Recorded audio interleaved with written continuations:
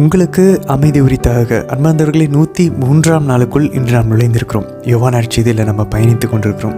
இன்றைக்கி நம்ம 13ஆம் அதிகாரமும் 14ஆம் அதிகாரமும் 15ஆம் அதிகாரமும் வாசிக்கப் போகிறோம்.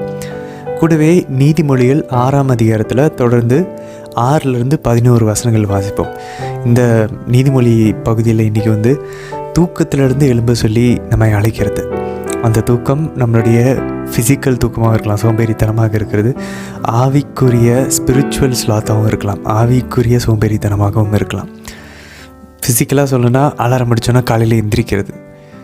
ஆவிக்குரிய வகையில் சொல்லணும் அப்படின்னாக்க உடலின் ஆசைகளில் இருந்தும் உலகத்துக்குள்ளேயும் மயங்கி போயிருக்கிற நம்ம விழிப்பாய் இன்றைக்கி நம்ம யோவான் நற்செய்தியின் ஒளியை நம்ம பார்த்து கொண்டிருக்கிறோம். ஒளியின் மக்களாக நடக்க, தூக்கத்தின் மக்களாக இல்லாமல், இருட்டின் மக்களாக இல்லாமல் ஒளியின் மக்களாக நடக்க அழைக்கப்படுகிறோம். சரி, இன்றைக்கி நம்ம ஏற்கனவே மார்ச்சின் புத்தகத்தை ஆரம்பிச்சிட்டோம். மார்ச்சின் பகுதியை 12ஆம் அதிகாரம் வரைக்கும் அது என்னது, அடையாளங்களின் புத்தகம். 13லேருந்து நம்ம பார்க்குறோம். டோட்டலாக அது ஆக்சுவலாக 12லேருந்தே மார்ச்சின் புத்தகம், 12லேருந்து 21 வரைக்கும். ஸோ நேற்று நம்ம என்ன பார்த்தோம், ஆண்டவர் அழகாக எருசலேமுக்குள்ளே நுழைகிறாரு ஆரவாரத்தோட. நம்ம குருத்து ஞாயிறை பாருங்களேன், நம்ம இது ஒரு எதார்ச்சின்னு சொல்ல முடியாது, கடவுளுடைய ஒரு அழகான பராமரிப்பு பாருங்கள். நேற்று நம்ம இந்த குருத்து ஞாயிறை பற்றி வாசித்தோம். மக்கள் எல்லாம் ஓசானா சேவை எங்களை மீட்டர்லும் அப்படின்னு சொல்லி ஆண்டவர் எருசலேமுக்குள்ளே ஆரவாரமாக வரவேற்பதை பற்றி நம்ம வாசித்தோம். இன்றைக்கி அதை நம்மளுடைய ஞாயிற்றுக்கிழமை நம்மளுடைய பங்கு கோயில்களில் அதை நம்ம வாழ்ந்தோம். அந்த வழிபாட்டு முறையில் நம்ம பங்கெடுத்தோம். எப்படி கரெக்டாக மேட்ச் ஆகிற மாதிரி ஆண்டவர் கொடுத்துருக்காங்க. அதே போல் நம்ம இறுதி அந்த கடைசி வாரத்துக்குள்ளே நுழையிறோம், நம்ம ஹோலி வீக்குள்ளே நுழையிறோம் 2025. அதே போல் நம்ம இன்றைக்கி ஆண்டவருடைய இறுதி ராவுணவின் போது அவர் பேசின அந்த வார்த்தைகளுக்குள்ளே நம்ம இன்றைக்கி போகிறோம். ஸோ பாருங்கள், எவ்வளோ ஒரு அழகான விஷயம் பாருங்கள். நேற்று லாசரஸை இறந்து அவரை உயிர்த்தலை வச்சது மிகப்பெரிய ஒரு எழுப்புதலை கிரியேட் பண்ணி எருசலேம் ஃபுல்லாக அவரை பற்றி எல்லாருக்கும் தெரிஞ்சு இவரை உடனே கொல்லணும்னு சொல்லி லாசர் உயிர்த்தலை செய்தது ஆண்டவருடைய கைது செய்யப்படுவதற்கும் அவரை கொல்லப்படுவதற்கும் வேகமாக சீக்கிரமாக ஆண்டவர் இழுத்து செல்கிறது. ஆண்டவருடைய அந்த நேரம் யோவான் நற்செய்தியில் குறிப்பிடப்படக்கூடிய அந்த நேரத்துக்கு. ஸோ நம்மளுடைய பைபிள் நேர் ப்ராஜெக்டும் நம்மளுடைய திரு அவையினுடைய வழிபாட்டு முறையினுடைய அந்த கேலண்டரும் ஒன்றாகவே போகுது பாருங்களேன். சரி, இன்றைக்கி நம்ம 13ஆம் அதிகாரம்லேருந்து 17ஆம் அதிகாரம் வரைக்குமே ஃபுல்லுமே ஆண்டவர் அவருடைய இறுதி ராவுணவின் போது அவர் பேசிய வார்த்தைகள். எனக்கே இது தெரியவே தெரியாது. ஆண்டவர் 5 அதிகாரங்கள் அவருடைய அந்த கடைசி இரவு உணவின் போது அப்போஸ்தலர்கிட்ட அவ்வளோ பேசியிருக்காரு அப்படின்னு சொல்லி. அப்படின்னா அவர் மனசை பாருங்கள் எவ்வளோ இருந்திருக்கும். ஸோ இன்றைக்கி நம்ம பெரிய வியாழனுக்குள்ளே நுழையிறோம். இன்றைய விவிலிய வாசகத்துக்குள்ளே அந்த காட்டி கொடுக்கப்பட்ட அந்த இரவு, அந்த மேல் மாடி அறையில் 12 பேர் கூட மட்டும். நல்லா நம்ம யோசிச்சு பார்ப்போமே. புனித யோவான் நம்ம இந்த நடுவில் மண்டேலேருந்து நடுவில் வரைக்கும் என்ன நடந்துச்சுன்றது நமக்கு தெரியல. அவர் எருசலேமுக்குள்ளே நுழைஞ்சதுக்கப்புறம் நேரடியாக அவர் பெரிய வியாழன் இரவுக்குள்ளே அவர் போயிடுறாரு. ஸோ நம்ம இதுக்குள்ளே போய் கேட்குறதுக்கு முன்னாடி நாங்கள் உங்களை அன்போடு அழைக்கிறது என்னென்னா, ஒரு நிமிஷம் வெளியே ஒரு ஸ்டெப் பின்னாடி கொஞ்சம் நம்ம கற்பனை பண்ணி பார்ப்போமே. ஆண்டவர் இயேசு கடவுள், யாரும் பார்த்தது இல்லாத கடவுள் மனித ரூபத்தில் இந்த உலகத்துக்குள்ளே வந்திருக்காரு. அவருடைய கடைசி நாளில் இருக்கார், கடைசி இறுதி ரா உணவில் இருக்கிறாரு. அந்த 12 பேரோட அந்த மேல் மாடி அறையில் இருக்கிறாரு. ஒருவேளை 2000 வருஷத்துக்கு முன்னாடி நமக்கு போய் அந்த 12 பேத்தில் ஒருத்தராக உட்காந்து ஆண்டவர் சொல்வதை கேட்பதுக்கு நமக்கு ஒரு வாய்ப்பு கிடைச்சா எப்படி இருந்திருக்கும். அதான் ஒரு பக்கத்தில் ஒரு சீட்டு கிடச்சிருந்துச்சுன்னா, ஒரு இடம், அதுலேயும் புனித யோவானை போல் அவருடைய இதயத்துக்கு பக்கமாக சாய்ந்திருக்க ஒரு வாய்ப்பு கிடைச்சி அவர் நம்ம கூட பர்சனலாக பேசினார்னா தனிப்பட்ட முறையில் எப்படி இருந்திருக்கும். அப்படி ஒரு கற்பனைக்குள்ளே போயிட்டு, அந்த ஒரு தியான நிலையில் போயிட்டு இன்றைய வாசகங்களை, நற்செய்தி வாசகங்களை கவனிக்க சொல்லி உங்களை அன்புடன் நாங்கள் அழைக்கிறோம். ஏன்னா இது அவருடைய இதயத்தின் துடிப்பை காதில் கேட்ட புனித யோவான் அவருடைய இதய துடிப்பு என்னன்றதை இந்த நற்செய்தியில் வெளிப்படுத்தியிருக்காரு, அதை பதிவு செஞ்சுருக்காரு. இன்றைக்கி நம்மளுக்கு நம்ம கையில் அது கிடச்சி நம்ம அதை வாசித்து கொண்டிருக்கோம், அதை கேட்டு கொண்டிருக்கிறோம். இன்றைக்கிலேருந்து 17ஆம் அதிகாரம், நாளைக்கு 16, 17 வாசிப்போம், இன்றைக்கி 15 வரைக்கும் தான்.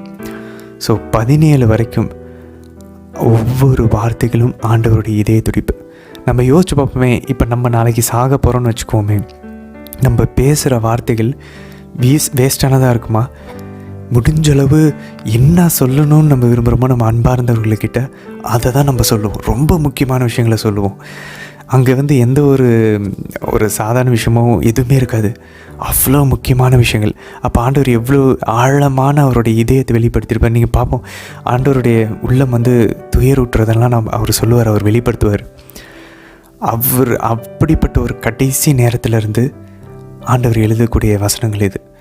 அதுலேயும் குறிப்பாக பாருங்கள், இன்றைக்கி 13ஆம் அதிகாரம் முதல் 2 வசனங்களே பாருங்கள், ஆண்டவர் தந்தையிடம் போகிறார், ஆனாலும் ஒரு சீடர்களை மிஸ் பண்ணுறாரு. பாருங்களேன், எவ்வளோ பாவமாக இருக்கு பாருங்களேன்.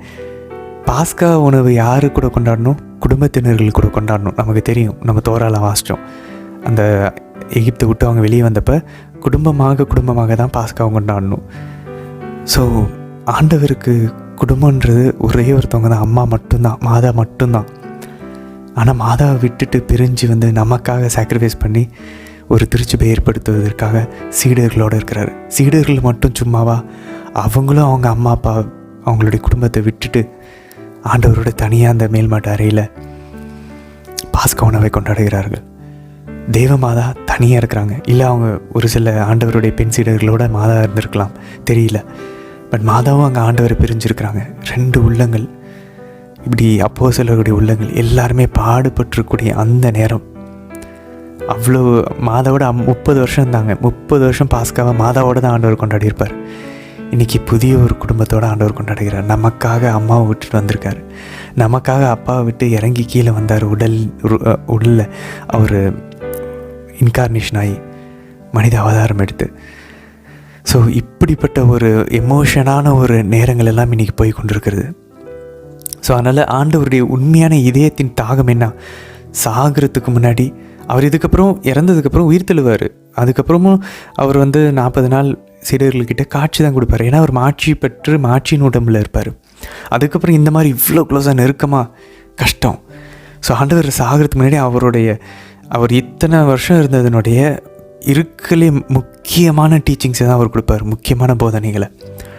ஸோ ஒவ்வொரு வார்த்தையும் ஆண்டவர் ஒவ்வொரு இதய துடிப்பு கேட்பது போல் நம்மளுடைய புத்தி, நம்மளுடைய கற்பனை திறன், ஞாபக சக்தி, நம்மளுடைய இதயம், விருப்பம், இந்த 3 ஆன்மாவினுடைய இந்த வல்லமைகளை பயன்படுத்தி முடிஞ்சளவு அந்த அறைக்குள்ளே போய் நம்மளே இமேஜின் பண்ணி ஆண்டவர் கூட இருந்து ஆண்டவர் நம்மக்கிட்ட நேராக பேசினார்னா என்ன சொல்லியிருப்பார், அதை தான் நம்ம கேட்க போகிறோம். ஸோ அந்த ஒரு எண்ணத்தோடு நம்ம இன்றைய தினத்துக்குள்ளே போவோம். இதுதான் முழு உள்ளத்தோடும், முழு சிந்தையோடும், முழு ஆன்மாவோடும், முழு பலனோடும் அன்பு செய்வதற்கு இதுதான் சமம். நம்ம எந்த அளவுக்கு கவனமாக இதை கேட்க முடியுமோ ஒவ்வொரு வார்த்தையும் கேட்க முயற்சிப்போம். அதனால தான் இன்றைக்கி எந்த கேள்விகளும் இல்லை. எவ்வளோத்தை நம்ம மனசில் அவருடைய சத்தத்தை, இதய துடிப்பின் சத்தத்தை நம்ம மனசில், நம்ம புத்தியில் ஞாபகம் வச்சுக்க முடியுமோ அவ்வளோக்கெல்லாம் வச்சுக்க முயற்சிப்போம். இன்றைக்கி ஆண்டவர் புதிய மோசேவாக பாஸ்காவை ஏற்படுத்த போகிறார். புதிய மோசேவாக குருத்துவத்தை ஏற்படுத்த போகிறார். ஆரோனின் புதல்வர்களையும் ஆண்டவர் குருத்துவத்தை ஏற்படுத்தினது போல் என் குருத்துவத்திற்கான மிகப்பெரிய ஒரு ஆதாரம் இருக்குது. புதிய உடன்படிக்கை ஏற்படுத்த போகிறார். ஸோ அதெல்லாம் நம்ம விளக்க உரையில் பார்ப்போம். பேதுரு புதிய ஆரோனாக இருப்பார். கூட அந்த சீடர்கள் ஆரோனின் புதல்வர்களைப் போல இருப்பாங்க. நம்ம புனித யோவான்ட்டையும் கேட்போம், புனித யோவானே, நீங்கள் தான் எங்களுக்கு இதை எழுதுனீங்க. நாங்கள் ஆண்டவர் இயேசு கிறிஸ்து தான் மிஸ்ஸியான்றதை நம்பி நாங்கள் வாழ்வு பெறும் பொருட்டு இதை நீங்கள் எழுதுனீங்கன்னு சொல்கிறீங்க. எங்களுடைய நாங்கள் நம்புகிறோம், ஆனால் எங்கள் நம்பிக்கை மார்த்தாவை போல் இருக்கிறது. திடீர்னு மறந்துடுறோம், மேலோட்டமாக நம்புகிறோம். எங்களுடைய நம்பிக்கை நீங்கள் என்ன மாதிரியான ஒரு மாற்றம் வரணுங்கிறதுக்காக இதை எழுதுனீங்களோ அந்த மாற்றத்தை எங்களுக்குள்ளே வர எங்களுக்கு அருள் தாரும். அம்மா, நீங்கள் உங்கள் மகனை பிரிஞ்சிருக்கக்கூடிய இந்த நேரத்தில் உங்கள் மகன் எங்களுக்காக சொன்ன அந்த விஷயங்களை எங்கள் மனசில், இதயத்தில் அப்படியே நாங்கள் பதிச்சு வச்சுக்கணுமா? அதுக்கு எங்களால் முடியாது. ஆவியானவரின் உதவி எங்களுக்கு வேண்டும். எங்களுக்காக பரிந்து பேசுங்கம்மா. தந்தை, மகன், தூய் ஆவியாரின் பெயராலே ஆமேன். தந்தையாம் இறைவனை அழைத்து ஜெபிப்போம். அருள் நிறைந்த அன்னை மரியே வாழ்க. ஆண்டவர் உம்முடனே, பெண்களுக்குள் ஆசை பெற்றவர் நீரே அம்மா. உம்முடைய திருவயிற்றின் கனியாகி இயேசு கிறிஸ்துவும் ஆசை பெற்றவரே.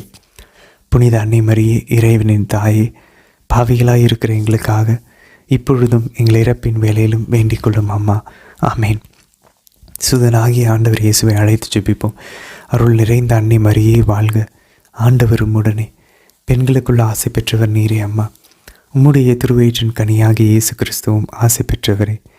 புனித அன்னை மரியே, இறைவனின் தாயே, பாவிகளாயிருக்கிற எங்களுக்காக இப்பொழுதும் நீங்கள் இறப்பின் வேலையிலும் வேண்டிக் கொள்ளும் அம்மா.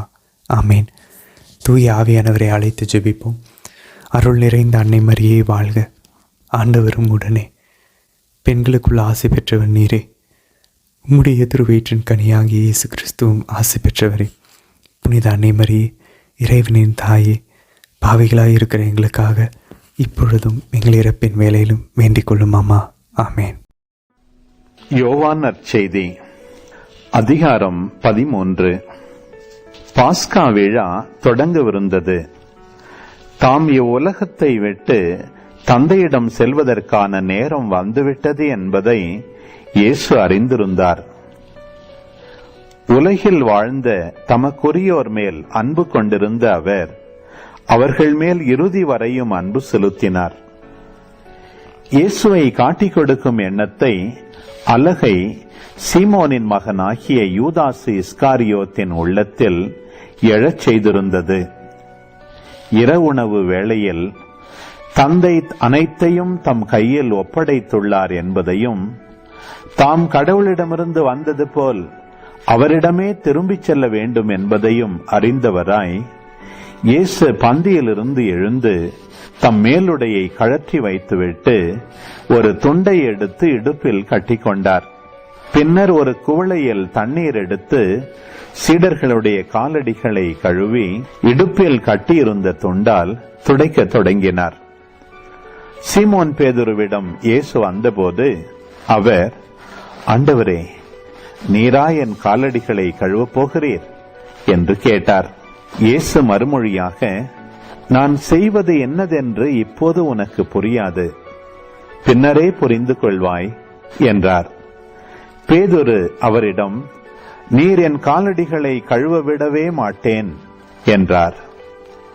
இயேசு அவரை பார்த்து, நான் உன் காலடிகளை கழுவாவிட்டால் என்னோடு உனக்கு பங்கு இல்லை என்றார். அப்போது சீமோன் பேதுரு, அப்படியானால் ஆண்டவரே, என் காலடிகளை மட்டும் அல்ல, என் கைகளையும் தலையையும் கூட கழுவும் என்றார். இயேசு அவரிடம், குளித்து விட்டவர் தம் காலடிகளை மட்டும் கழுவினால் போதும், அவர் தூய்மையாகி விடுவார். நீங்களும் தூய்மையாயிருக்கிறீர்கள், ஆனாலும் அனைவரும் தூய்மையாயில்லை என்றார். தம்மை காட்டிக் கொடுப்பவன் எவன் என்று அவருக்கு ஏற்கனவே தெரிந்திருந்தது. எனவேதான் உங்களுள் அனைவரும் தூய்மையாயில்லை என்றார். அவர்களுடைய காலடிகளை கழுவிய பின் இயேசு தம் மேலுடையை அணிந்து கொண்டு மீண்டும் பந்தியில் அமர்ந்து அவர்களிடம் கூறியது, நான் உங்களுக்கு செய்தது என்னவென்று உங்களுக்கு புரிந்ததா? நீங்கள் என்னை போதகர் என்றும் ஆண்டவர் என்றும் அழைக்கிறீர்கள். நீங்கள் அவ்வாறு கூப்பிடுவது முறையே. நான் போதகர்தான், ஆண்டவர்தான். ஆகவே ஆண்டவரும் போதகருமான நான் உங்கள் காலடிகளை கழுவினேன் என்றால், நீங்களும் ஒருவர் மற்றவருடைய காலடிகளை கழுவ கடமைப்பட்டிருக்கிறீர்கள். நான் செய்தது போல நீங்களும் செய்யுமாறு நான் உங்களுக்கு முன்மாதிரி காட்டினேன். பணியாளர் தலைவரை விட பெரியவர் அல்ல, தூது அனுப்பப்பட்டவரும் அவரை அனுப்பியவரை விட பெரியவர் அல்ல என உறுதியாக உங்களுக்கு சொல்கிறேன்.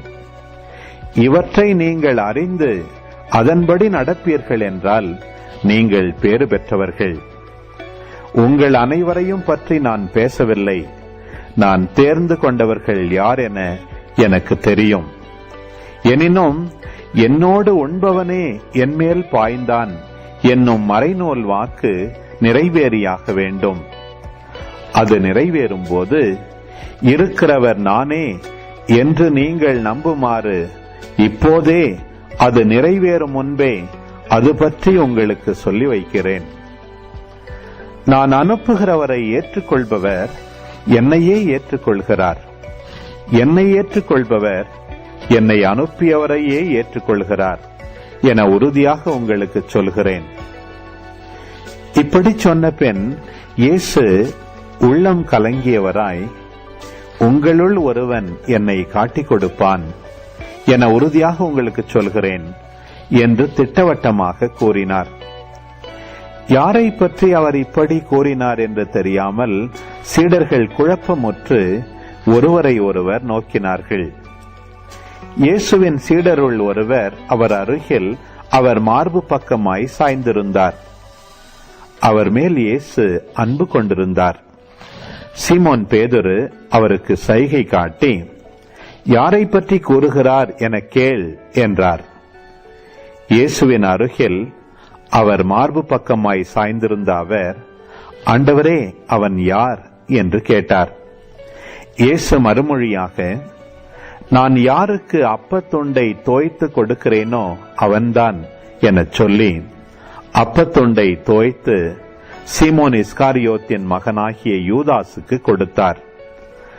அவன் அப்பத்துண்டை பெற்றதும் சாத்தான் அவனுக்குள் நுழைந்தான்.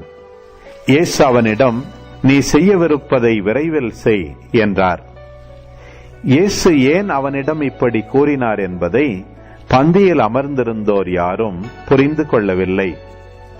பணப்பை யூதாசிடம் இருந்ததால் திருவிழாவுக்கு தேவையானதை வாங்கவோ ஏழைகளுக்கு ஏதாவது கொடுக்கவோ இயேசு அவனிடம் கூறியிருக்கலாம் என்று சிலர் நினைத்து கொண்டனர். யூதாசு அப்பத்துண்டை பெற்றுக்கொண்டவுடன் வெளியே போனான். அது இரவு நேரம். அவன் வெளியே போன பின் இயேசு, இப்போது மானிட மகன் மாட்சி பெற்றுள்ளார். அவர் வழியாக கடவுளும் மாட்சி பெற்றுள்ளார்.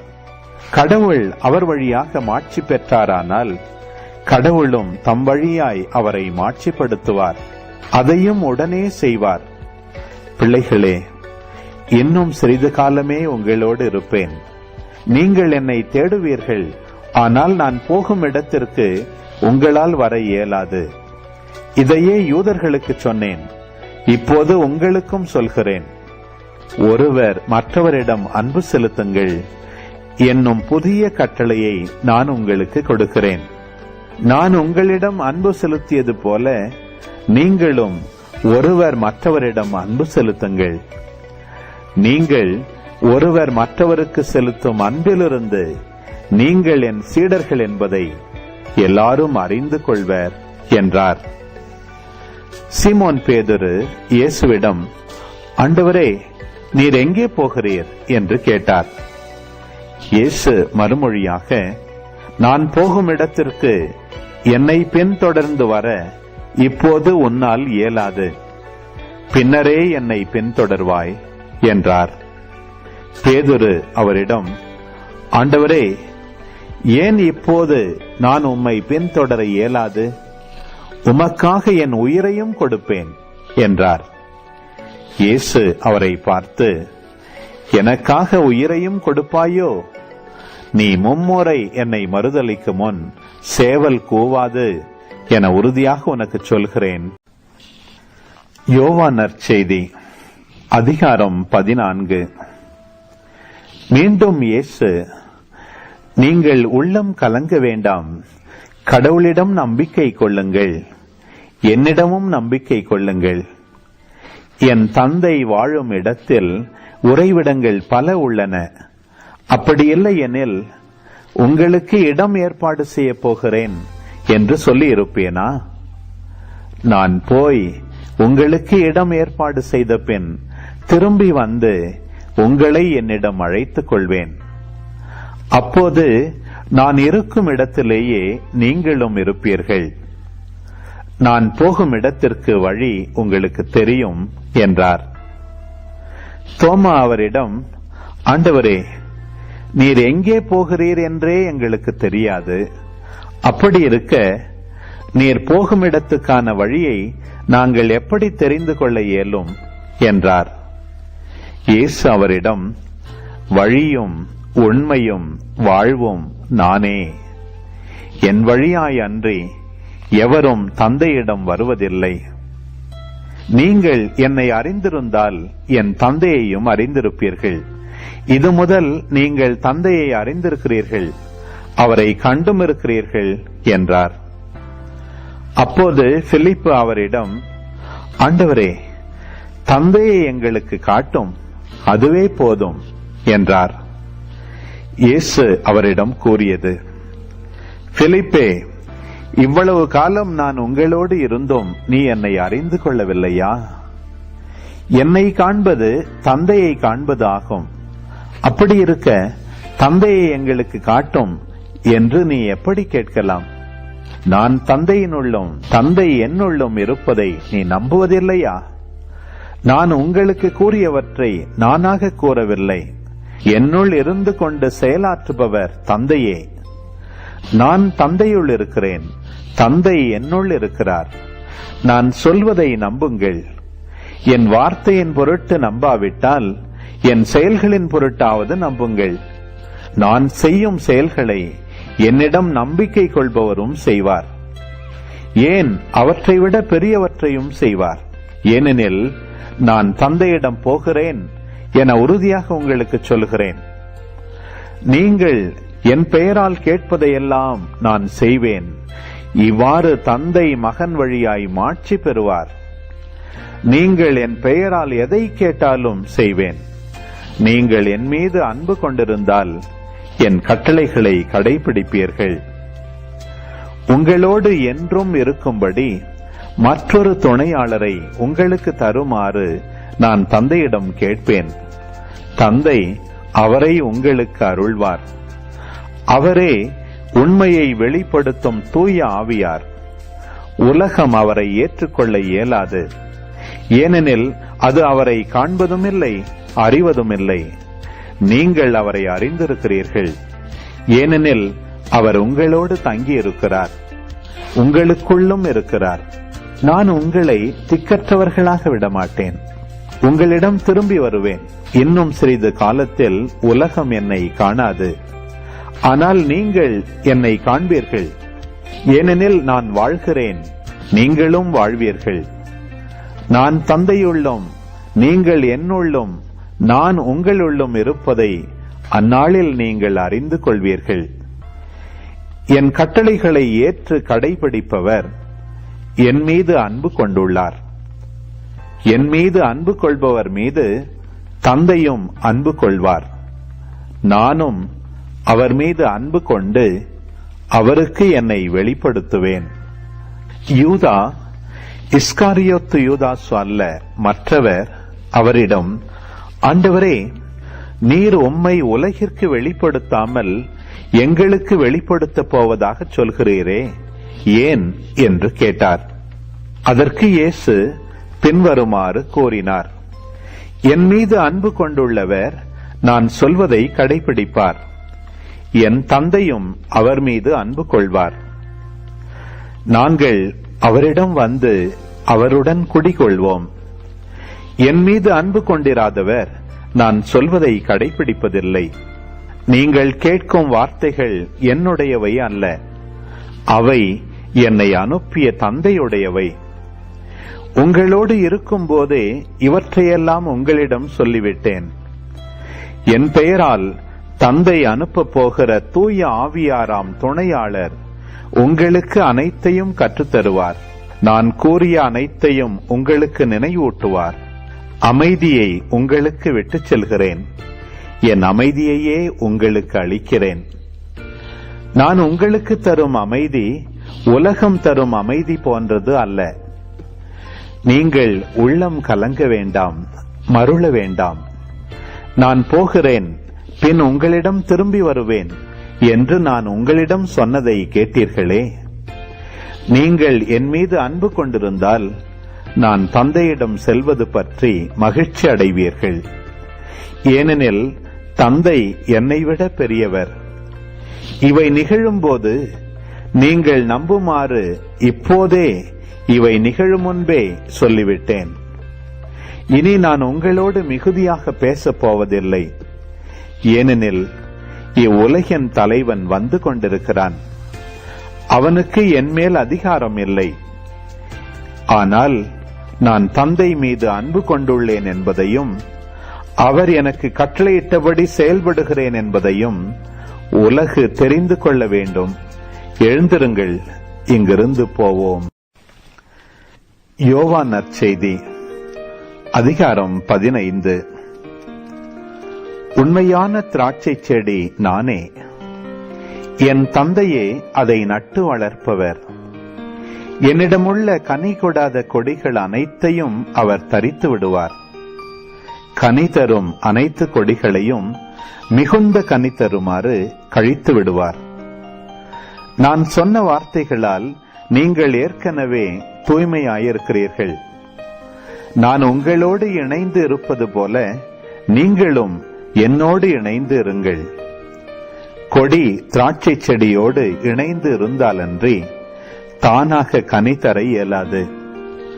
அதுபோல நீங்களும் என்னோடு இணைந்திருந்தாலன்றி கனி தர இயலாது.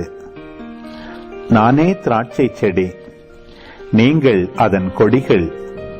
ஒருவர் என்னுடனும் நான் அவருடனும் இணைந்திருந்தால் அவர் மிகுந்த கனி தருவார். என்னை விட்டு பிரிந்து உங்களால் எதுவும் செய்ய இயலாது. என்னோடு இணைந்து இராதவர் கொடியை போல தரித்து எறியப்பட்டு உலர்ந்து போவார். அக்கொடிகள் கூட்டி சேர்க்கப்பட்டு நெருப்பிலிட்டு எரிக்கப்படும். நீங்கள் என்னுள்ளும் என் வார்த்தைகள் உங்களுள்ளும் நிலைத்திருந்தால் நீங்கள் விரும்பி கேட்பதெல்லாம் நடக்கும். நீங்கள் மிகுந்த கனி தந்து என் சீடராயிருப்பதே என் தந்தைக்கு மாட்சி அளிக்கிறது. என் தந்தை என் மீது அன்பு கொண்டுள்ளது போல நானும் உங்கள் மீது அன்பு கொண்டுள்ளேன். என் அன்பில் நிலைத்திருங்கள்.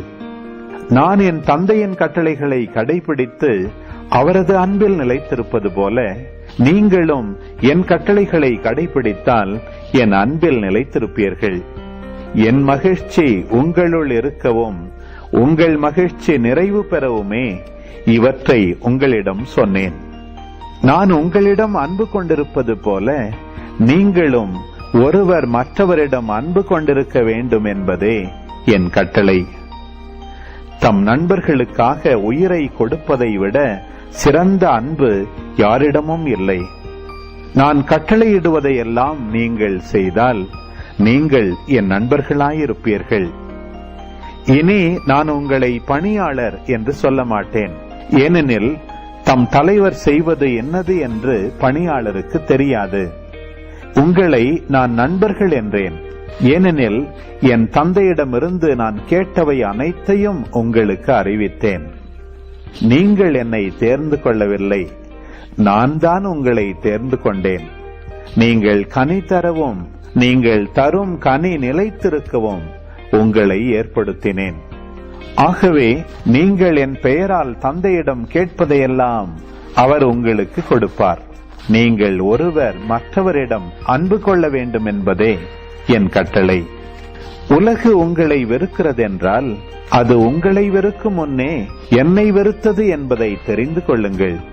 நீங்கள் உலகை சார்ந்தவர்களாக இருந்திருந்தால் தனக்கு சொந்தமானவர்கள் என்னும் முறையில் உலகு உங்களிடம் அன்பு செலுத்தி இருக்கும்.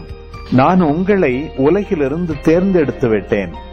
நீங்கள் உலகை சார்ந்தவர்கள் அல்ல, எனவே உலகு உங்களை வெறுக்கிறது.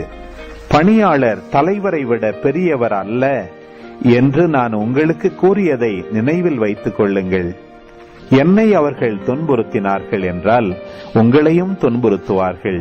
என் வார்த்தையை கடைபிடித்திருந்தால் தானே உங்கள் வார்த்தையையும் கடைபிடிப்பார்கள். என் பெயரின் பொருட்டு உங்களை இப்படியெல்லாம் நடத்துவார்கள். ஏனெனில் என்னை அனுப்பியவரை அவர்கள் அறிந்து கொள்ளவில்லை. நான் வந்து அவர்களிடம் பேசியிராவிட்டால் அவர்களுக்கு பாவம் இராது. ஆனால் இப்போது அவர்கள் தங்கள் பாவத்துக்கு சாக்கு போக்கு சொல்ல வழியில்லை. என்னை வெறுப்போர் என் தந்தையையும் வெறுக்கின்றனர். வேறு யாரும் செய்திராத செயல்களை நான் அவர்களிடையே செய்யவில்லை என்றால் அவர்களுக்கு பாவம் இராது. ஆனால் இப்போது அவர்கள் என்னையும் என் தந்தையையும் கண்டும் வெறுத்தார்கள். காரணமின்றி என்னை வெறுத்தார்கள் என்று அவர்களுடைய திருச்சட்டத்தில் எழுதியுள்ளது இவ்வாறு நிறைவேறிற்று.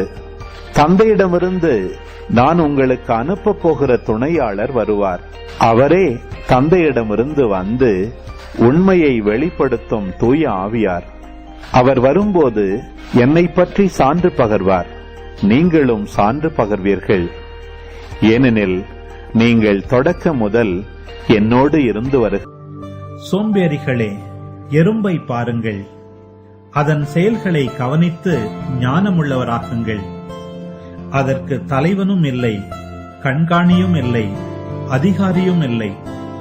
எனினும் அது கோடையில் உணவை சேர்த்து வைக்கும், அறுவடை காலத்தில் தானியத்தை சேகரிக்கும். சோம்பேறிகளே, எவ்வளவு நேரம் படுத்திருப்பீர்கள்? தூக்கத்திலிருந்து எப்போது எழுந்திருப்பீர்கள்? இன்னும் சிறிது நேரம் தூங்குங்கள், இன்னும் சிறிது நேரம் உறங்குங்கள். கையை முடக்கிக் கொண்டு இன்னும் சிறிது நேரம் படுத்திருங்கள். வறுமை உங்கள் மீது வழிப்பறி கள்வரை போல் பாயும். ஏழ்மை நிலை உங்களை போர் வீரரை போல் தாக்கும். ஆமீன். ஆண்டவரே, இந்த நாளுக்கான இந்த இறை வார்த்தை பகுதிகளுக்காக நன்றி செலுத்துகிறோம் அப்பா. ஆண்டவரே, உம்மை அன்பு செய்வது, உம் கட்டளைகளை கடைபிடிப்பதுன்னு எங்களுக்கு இப்போ தெளிவாக தெரிஞ்சிருச்சு. ஆண்டவரே, நீங்கள் எங்களை எவ்வளோ அன்பு செஞ்சீங்களோ அதே போல் உங்களையும் அன்பு செய்கிறோம். ஆண்டவரே, அதுதான் எங்களுடைய ஆசை. அதுக்காக நாங்கள் உங்களுடைய கட்டளைகளை கடைபிடிக்க விரும்புகிறோம்.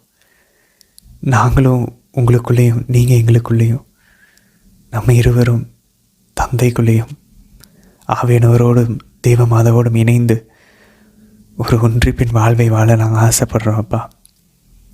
ஆசைப்படுறோம், அவ்வளவுதான். ஆனால் அது எப்படி போகணுன்னெலாம் எங்களுக்கு தெரியல.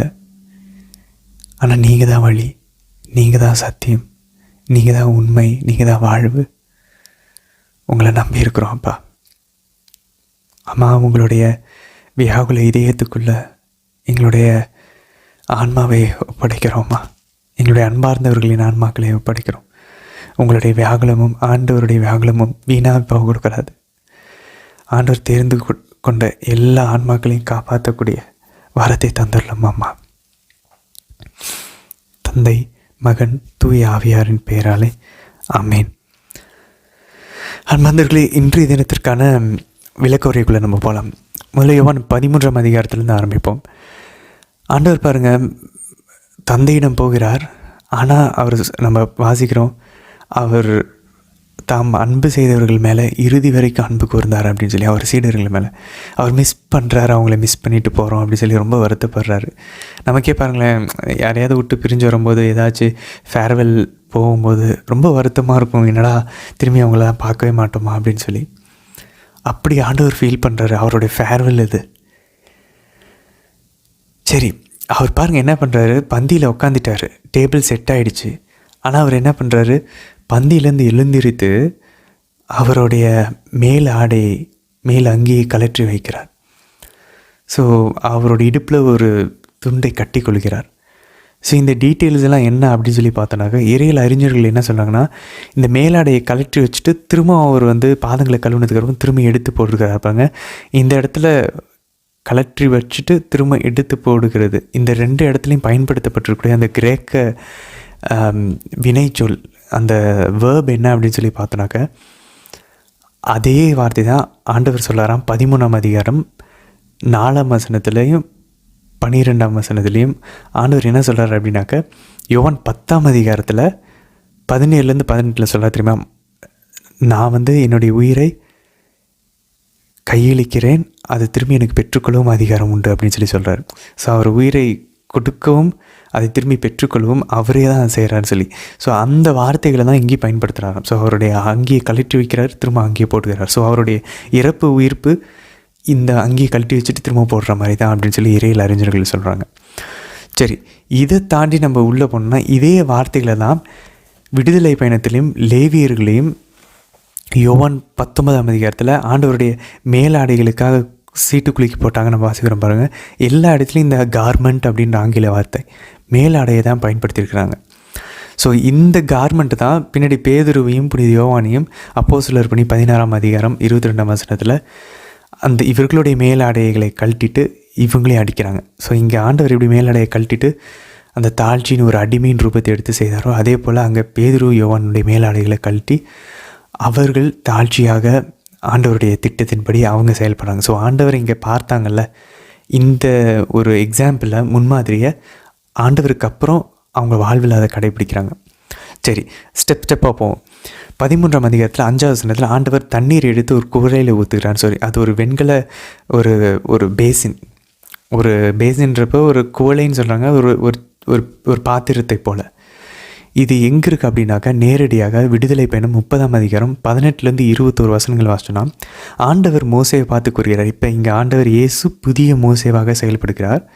பழைய ஏற்பாட்டில் ஆண்டவர் யாவே இறைவன் மோசேவை பார்த்து கூறுகிறார், கழுவுவதற்காக ஒரு வெண்கல நீர் தொட்டியை அதற்கான வெண்கல ஆதாரத்தோடு செய், சந்திப்பு கூடாரத்திற்கும் பலிப்பீடத்திற்கும் இடையில் அதனை வைத்து அதில் தண்ணீரை ஊற்றுவாய்.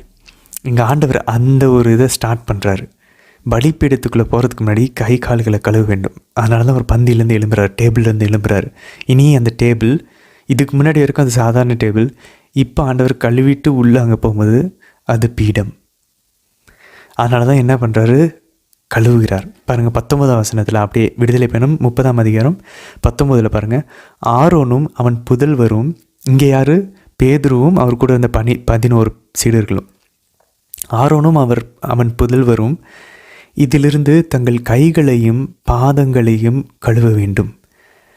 சந்திப்பு கூடாரத்தில் நுழையும் போது அல்லது பலிபீடத்தை நெருங்கி ஆண்டவருக்கு நெருப்பு பலியை சுட்டெரிக்கும் பணி புரியும் போது அவர்கள் தண்ணீரால் கழுவுவதற்காக தண்ணீரில் கழுவிக்கொள்வார்கள், இல்லையெனில் அவர்கள் செத்துவிடுவார்கள். அவர்கள் சாகாமல் இருக்கும்படி கைகளையும் பாதங்களையும் கழுவிக்கொள்வார்கள். இது அவர்களுக்கு, அதாவது ஆரோனுக்கும் அவனுடைய தலைமுறைக்கும் அவன் வழிமரபினர்களுக்கும் என்றென்றும் உள்ள நியமமாகும். இதை தான் குருக்கள் திருப்பலி நிறைவேற்றும் போது கைகளை கழுவுறாங்க. காணிக்கை அந்த பாடல் போயிட்டு இருக்கும்போது அந்த கைகளை கழுவுறாங்க. ஸோ இவங்க பலி செலுத்துவதற்கு முன்பாக கைகளை கழுவுவது அவங்களுடைய ஆன்மாவை, மனசாட்சியை கழுவுவதனுடைய ஒரு அடையாளமாக அங்கே செய்கிறாங்க. ஸோ ஆண்டவர் ஒரு சில விஷயங்களை என்றென்றும் இருக்கும்படின்னு சொல்கிறாரு அப்படின்னாக்கா, அது உண்மையிலேயே அது பழைய ஏற்பாடாக, பழைய உடன்படிக்கையாக இருந்தாலும் அதனுடைய ஒரு வேறுபாடோட அது நிலையாக நிற்கும். உதாரணத்துக்கு, ஆண்டவர் இயேசுனுடைய பிறப்பை தேவ மாதா கிட்ட அறிவிக்கும் போது கபிரியேல் வானத்திலிருந்து சொல்கிறார், அவர் தந்தை தாவீதின் அரியணையை அவருக்கு தருவார், அவருடைய ஆட்சிக்கு என்றுமே முடிவு இருக்காது. இதே வார்த்தையில் தான் தாவீது கிட்ட யாவே இறைவன், தந்தையாம் இறைவன் கரெக்டாக சொல்லுவார். ஸோ என்றென்றும் உன்னுடைய மகன், உன்னோட வழிமரபு ஒருத்தன் உன்னுடைய அரியணையில் அமர்ந்து ஆட்சி செய்வான்னு சொல்லி வாக்கு கொடுப்பார், உடன்படிக்கையை ஏற்படுத்துவார். அந்த உடன்படிக்கையை பாருங்கள் புதிய ஏற்பாட்டின் தொடர். ஸோ ஆண்டவர் ஒரு விஷயத்தை ஃபார் எவர், இது என்றென்றும் உள்ள ஒரு நியமம் இல்லை ஒரு உடன்படிக்கைன்னு சொல்கிறாருன்னா அது கண்டினியூ ஆகிட்டே இருக்கும். ஸோ இப்போவும் பாருங்கள், அந்த அரியணை ஆண்டவர் இயேசுவுடையது. இப்போ விண்ணகத்திலிருந்து அவர் ஆட்சி செய்து கொண்டிருக்கிறார். அதே நேரத்தில் இங்கே அவருடைய அரியணையினுடைய ஒரு பிரதியாக திருத்தந்தை போப்பாண்டவரினுடைய அரியணை இருக்கிறது, ஆண்டவருடைய 2ஆம் வருகை வரைக்கும். ஸோ புதிய ஏற்பாட்டில் எவ்வளோ அழகாக அது நிறைவு செய்து பாருங்கள். சரி, ஓகே.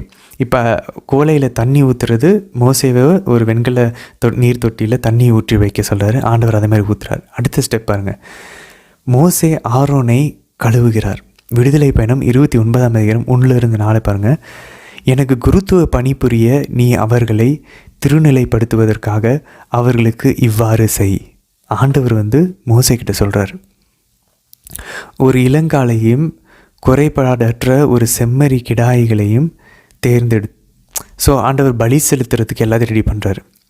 அதே மாதிரியே பாருங்கள், ஆண்டவர் இயேசுவும் பலிக்கு அப்பம், ரசம் எல்லாத்தையும் ரெடி பண்ணி வச்சுட்டு பந்தியிலேருந்து எந்திரிக்கிறாரு. இது எல்லாத்தையும் ஒரு கூடையில் எடுத்து வச்சுக்கிட்டு, பழைய ஏற்பாட்டில் என்ன சொல்கிறார், ஒரு கூடையில் இது எல்லாத்தையும் இட்டு கூடையோடு அவற்றை எடுத்து வா, மேலும் அந்த காளையையும் 2 செம்மறி கிடாய்களையும் முன்னாடி கொண்டு வந்ததுக்கப்புறம் இப்போ என்ன பண்ணுறாரு, முதல்ல பலி செலுத்திடக்கூடாது, அந்த கிடாய்கள் அந்த காளையெல்லாம் வெட்டியிருக்கக்கூடாது. நமக்கு தெரியும் அந்த கிடாயும் காளையும் எது, செம்மறி ஆடும் ஆண்டவர் இயேசு தான். அவருடைய ரத்தம் தான், அவருடைய உடல் தான், மாமிசம் தான், நமக்கு நன்றாக தெரியும். ஆனால் அவர் பலி செலுத்தலை. ஸோ அவர் என்ன பண்ணுறாரு, அதுக்கு முன்னாடி இங்கே பழைய ஏற்பாட்டில் என்ன சொல்லப்படுது, விடுதலை பயணம் 29:1-4 இதெல்லாம் கொண்டு வந்தாச்சு, காளையெல்லாம் கொண்டு வந்தாச்சு, அப்பத்தெல்லாம் கொண்டு வந்தாச்சு. பாருங்கள், ஒரு புளிப்பற்ற அப்பத்தை எடுத்து அதுக்குள்ளே வைக்க சொல்கிறார். புளிப்பற்ற அப்பத்தை எடுத்து வைக்க சொல்கிறார். எவ்வளோ பாருங்கள், ரத்தத்துக்கு பதிலாக காளை செம்மறி ஆடினுடைய ரத்தம் வரும், மாமிசமும் வரும். பாருங்கள், இறுதி ராவணின் போது ஆண்டவர் இயேசுவோட இதுலேயும் அப்பமும் இருந்துச்சு, மாமிசமும் ரத்தமும் வேணும், காளையும் செம்மறியும் தான் அங்கே இல்லை. அதுதான் ஆண்டவர் இயேசு. அவர் அங்கே இருக்கிறாரு, செம்மறியாகவும் காளையாகவும். சரி, இப்போ அவருடைய அந்த நற்கருணை அவர் ஏற்படுத்தலை. அவர் என்ன பண்ணுறாரு, பந்திலேருந்து முதல்ல எந்திரிச்சு இங்கே பழைய ஏற்பாட்டில் இருக்கிற அதே ரூப்ரிக்ஸை ஃபாலோ பண்ணுறாரு, அதே வழிபாட்டு முறையை. அவர் என்ன பண்ணுறாரு, காளையெல்லாம் அப்பத்தெல்லாம் கூடையில் வச்சு கொண்டு வந்து வச்சுட்டு பழைய ஏற்பாட்டில் என்ன சொல்கிறாரு, சந்திப்பு கூடாரத்தின் நுழைவாயிலில் ஆரோனையும் அவன் புதல்வரையும் அருகில் வர செய்து அவர்களை தண்ணீரால் கழுவு. எப்படி பாருங்களேன், ஆண்டவர் அதே மாதிரியே பலியை செலுத்துவதற்கு முன்பாக ஆர்டினேஷன் பண்ணுறார். இங்கே ஆரோன்ற இடத்துல ஆரோன் தான் தலைமை குரு, நமக்கு தெரியும். அங்கே புனித பேதுரு இருக்கிறார், அவர் கூட இருக்கிற மற்ற சகோதரர்கள், அவங்களையும் ஆண்டவர் கழுவுகிறார். எவ்வளோ பவர்ஃபுல்லாக இருப்பாங்க. அப்போது அங்கே என்ன நடக்குது, ஆண்டவர் இந்த இறுதி ராவணன் என்பது அவர் அப்பத்தை எடுத்து நன்றி செலுத்தி இது என் உடல்னு சொல்லும்போது அங்கே பாஸ்காவின் விழாவும் நடக்குது. புதிய பாஸ்கா, ஆட்டுக்குட்டியாக ஆண்டவர் இருக்கிறார்.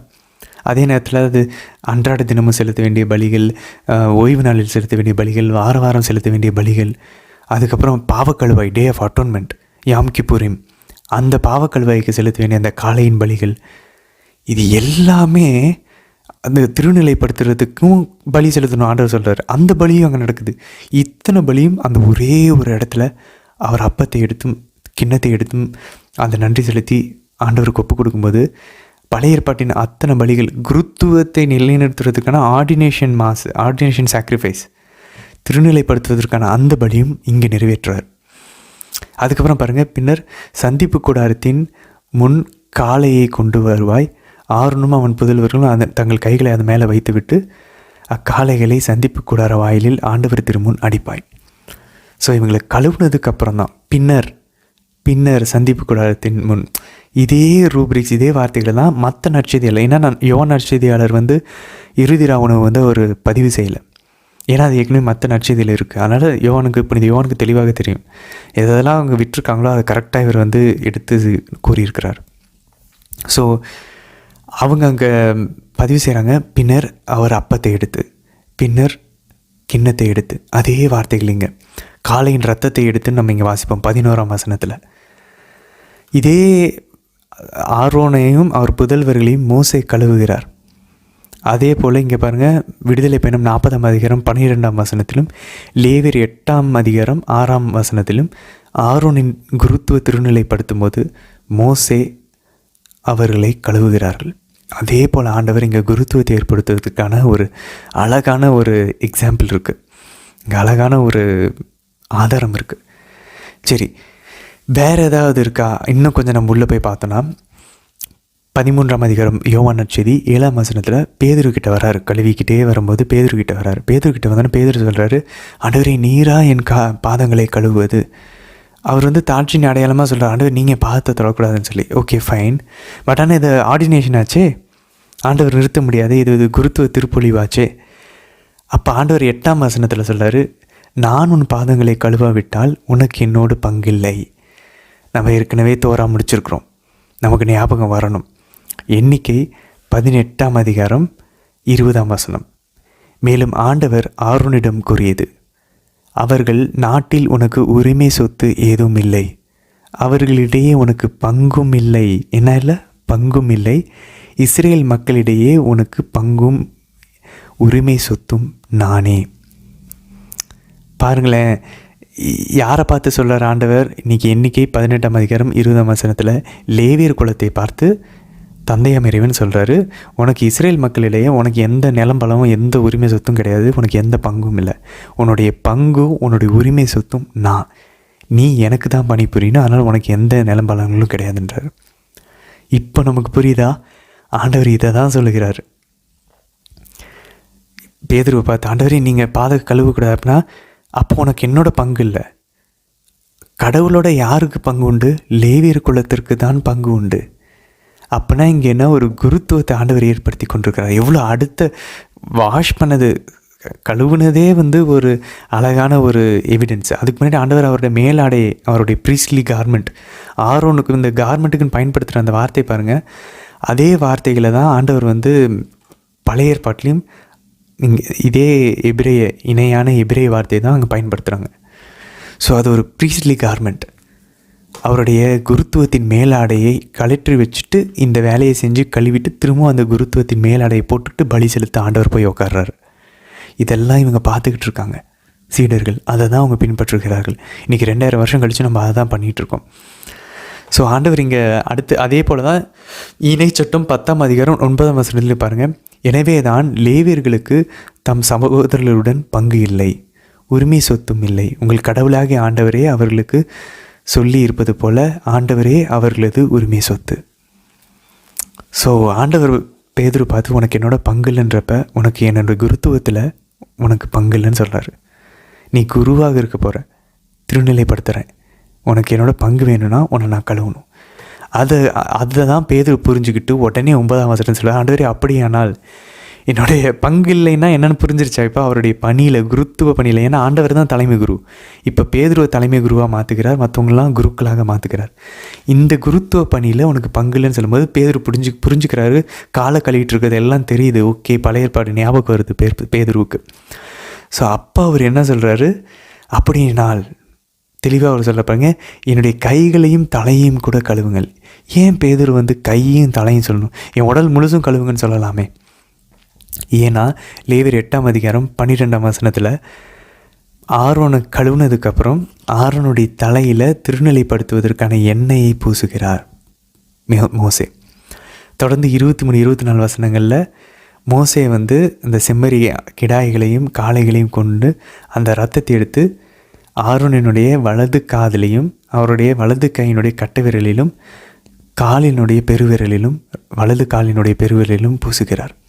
இப்போ புரியுதா? கை, கால், தலை, இது 3 தான் குருத்துவ அருள் பொழிவில் பழைய ஏற்பாட்டில் பங்கு பெறக்கூடிய உறுப்புகள். அப்போ பேதுரு சொல்கிறார், ஏன் காலை மட்டும் கழுவுறீங்க? தலையிலையும் கழுவுங்க, என்னுடைய கைகளையும் கழுவுங்க. ஏன்னா அதானே நான் அப்போ குரு தானே. எப்படி இருக்குது பாருங்கள் பழைய ஏற்பாட்டுக்கும் புதிய ஏற்பாடு. ஆண்டவர் இங்கே ஒரு புதிய ஏற்பாட்டின் புதிய உடன்படிக்கையின் குருத்துவத்தை ஏற்படுத்திக்கிட்டு இருக்காரு. அப்போ ஆண்டவர் சொல்கிறார், இல்லை ஏற்கனவே நீ தூய்மையாக இருக்கிறாய், தூய்மையாக இருக்கிறவங்க ஏற்கனவே கழுவப்பட்டிருக்கவங்க, குளித்து விட்டவர்கள் காலை மட்டும் கழுவுனா போதும். இப்போ எங்கள் ஆண்டவர் குளித்து விட்டதுன்னு எதை சொல்கிறாரு? அவர் வேறு ஒன்றும் இல்லை, அவர் ஞானஸ்தானத்தை சொல்கிறார். ஸோ இறையியல் அறிஞர்கள் அதான் சொல்கிறாங்க, ஏற்கனவே ஞானஸ்தானம் சொல்கிறார், அப்போது பாதங்களை மட்டும் கழுவுனா போதுன்றாரு. இன்னொரு முக்கியமான விஷயம் என்னன்னாக்கா, ஆண்டவர் நம்ம பின்னாடி வாசிக்கும் அவர் கூறிய வார்த்தைகள்னால் நீங்கள் ஏற்கனவே தூய்மையாக இருக்கிறீங்க அப்படின்னு சொல்லி ஆண்டவர் கூறுவார். ஸோ ஆண்டவருடைய வார்த்தைகள்னாலே இவங்க ஏற்கனவே பியூரிஃபை ஆகி தான் இருக்கிறாங்க இவங்களோட ஆன்மா. ஆனால் நீ உன்னை முழுசான கழுவ வேண்டியதில்லை அப்படின்னும் இறையியல் அறிஞர்கள் சொல்கிறாங்க. ஸோ இது ஒரு பக்கம் இருக்க, ஆண்டவர் சொல்கிறார், இதெல்லாம் நான் ஏன் பண்ணேன்னு அவரே சொல்கிறாரு. 14ஆம் வசனம், யோவான் 13:14, நான் உங்களோட தலைவனாக இருந்தால் நான் உங்களுடைய பாதங்களை கழுவுறேன்னா நீங்களும் கழுவணும். ஸோ இதான் நம்ம புதிய ஏற்பாட்டில் 1 தீமோத்தேயு 5ஆம் அதிகாரம் 10ஆம் வசனத்துலேயும் கால்களை கழுவுவது ஒரு நல்ல கிறிஸ்துவ ஒரு தாழ்ச்சியின் பண்பு அந்த காலத்தினுடைய அந்த கலாச்சாரத்தில். ஸோ அதனால் இது ஒரு வகையில் தாழ்ச்சியின் பண்பும் கூட. ஸோ நமக்கு ஏற்கனவே தெரியும் ஒவ்வொரு வசனத்திலும் 4 விளக்கங்கள் உண்டு. ஸோ லிட்ரல் சென்ஸில் ஆண்டவர் இங்கே தாழ்ச்சியின் அடையாளத்தை வெளிப்படுத்தி அவர் ஒரு தலைவராக கடவுளாக இருந்தும் மனிதர்களின் பாதங்களை கழுவுகிறார். கடவுள் மனுஷனுடைய பாதத்தை பிடிக்கிறாராம். ஸோ அது ஓகே ஃபஸ்ட்டு. செகண்ட் அலகாரிக்கல் சென்ஸ், இந்த முன் அடையாளங்களின் படி பார்க்கும்போது ஆண்டவர் இங்கே புதிய மோசேவாக குருத்துவத்தினுடைய அந்த திருப்பொழிவை செய்துக்கிட்டு இருக்கு. அது 2வது ஒரு லேயர், ஒரு அர்த்தத்தை நமக்கு பார்க்கலாம். 3வது நம்மளும் இதே போல் ஆண்டவர் சொல்கிறது போல் நான் இதை ஏன் பண்ணேன், நானே பண்ணுறேன்னா நீங்களும் இந்தமாதிரி பண்ணணும், ஒருவருடைய பாதங்களை கழுவணும். ஸோ 3வது ஒரு அர்த்தம் தான் நம்மளும் இதே போல் தாழ்ச்சியாக இருக்கணும் அப்படின்றது. ஸோ 4வது ஆண்டவர் இதே போல் நற்செய்தியின் பாதங்களை தான் இவங்க திரும்பவும் இந்த பாதங்கள் தான் போய் உலகம் ஃபுல்லாக நற்செய்தி அறிவிக்க போகுது. ஆண்டவர் அந்த பாதங்களை கழுவி அதுக்கு ஆண்டவர் அந்த பாதங்களை தயார் செய்கிறார். ஸோ அப்படியும் நம்ம பார்க்கலாம். ஸோ இவ்வளோ விஷயங்கள் நடந்துகிட்டு இருக்குது. ஸோ அது நடந்து முடித்ததுக்கப்புறம் ஆண்டவர் பாருங்கள், அந்த இறுதி ராவணம் என்பது சீடர்களுக்கும் இன்னும் தெளிவாக புரியல. அவங்க நம்புகிறாங்க, பட் ஆனால் நம்மளும் கூட பாருங்களேன், கடவுள் தான், ஆண்டவர் இயேசு தான் கடவுள் நம்ம நம்புகிறோம். பட் நம்பிக்கை இன்னும் தெளிவாக இல்லை. ஏன்னா நம்ம இன்னும் அவரை ஃபுல்லாக பார்க்கல. அவருடைய மாட்சியை பார்த்துட்டோன்னா இந்நேரம் நம்மளாம் சமாரிய பெண்ணாக இருப்போம், இல்லை ஒரு புனிதர்களை போல் அப்போஸ்தலர்களை போல் உலகம் ஃபுல்லாக ஓடி போய் நம்ம நற்செய்தி அறிவிச்சிட்டுப்போம். ஸோ இன்னும் நம்ம அவரை ஃபுல்லாக அவருடைய மாட்சி நம்மளால் பார்க்க முடியல. பார்க்கணுன்னா நம்ம நிறைய சாக்ரிஃபைஸ் பண்ணணும், நம்ம டைமை சாக்ரிஃபைஸ் பண்ணணும். கொஞ்சம் பயமாக இருக்கும், அது எல்லாத்தையும் விட்டு வெளியே ஆண்டவரோட டைம் ஸ்பெண்ட் பண்ண ஆரம்பிக்கணும். ப்ரேயர்லேயும், விவிலியம் வாசிக்கிறதுலையும், புனிதருடைய புத்தகங்களை வாசிக்கிறதுலையும், நற்கருணையிலையும், திருப்பலிலையும். ஸோ அப்போ தான் நம்ம அவரை புரிப்போம். இப்போ இங்கே பாருங்கள் 19ஆம் வசனத்தில் திரும்பவும் சீடர்கள்கிட்டையும் சொல்லுகிறார், என்னை ஒருத்தன் காட்டி கொடுப்பான் அப்படின்னு சொன்னதுக்கப்புறம் அது நடக்கும்போது உங்களுக்கு தெரியும், இருக்கின்றவர் நானே. திரும்பவும் பாருங்கள், ஐ ஆம். யாவே இறைவன் மோசேவுக்கு எரிமுற்புதர்லேருந்து வெளிப்படுத்தின அதே பேரை இங்கே சொல்கிறார். இருக்கின்றவர் நானே என்று நீங்கள் நம்புமாறு இப்போதே இதை நான் உங்களுக்கு சொல்கிறேன். ஸோ கடவுளுக்கு மட்டும்தான் ஃப்யூச்சர் தெரியும். இங்கே ஆண்டவர் சொல்கிறார், நடக்க போகிறத நான் உனக்கு சொல்கிறேன், அப்போ உனக்கு தெரியும் நான் தான் நானே, இருக்கின்றவர் நானேன்றது நீ அறிந்து கொள்வாய் அப்படின்னு சொல்லி. ஸோ 12 பேருக்கும் கூட ஆண்டவர் போகிறதுக்கு முன்னாடி திடப்படுத்துகிறாரு. ஏன்னா ஆண்டவர் இறந்து போயிட்டாருன்னா இவங்கெல்லாம் பயந்துருவாங்கன்னு சொல்லி.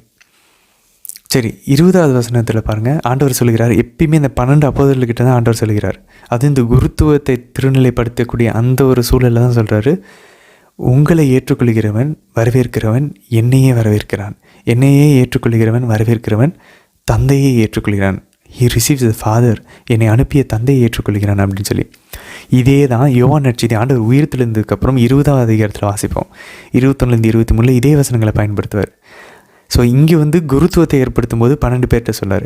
அங்கே பாவ சங்கீதனம் என்ற அந்த திருவருள் சாதனத்தை ஏற்படுத்தும் போது அங்கே சீடர்கள்கிட்ட சொல்லுவார்.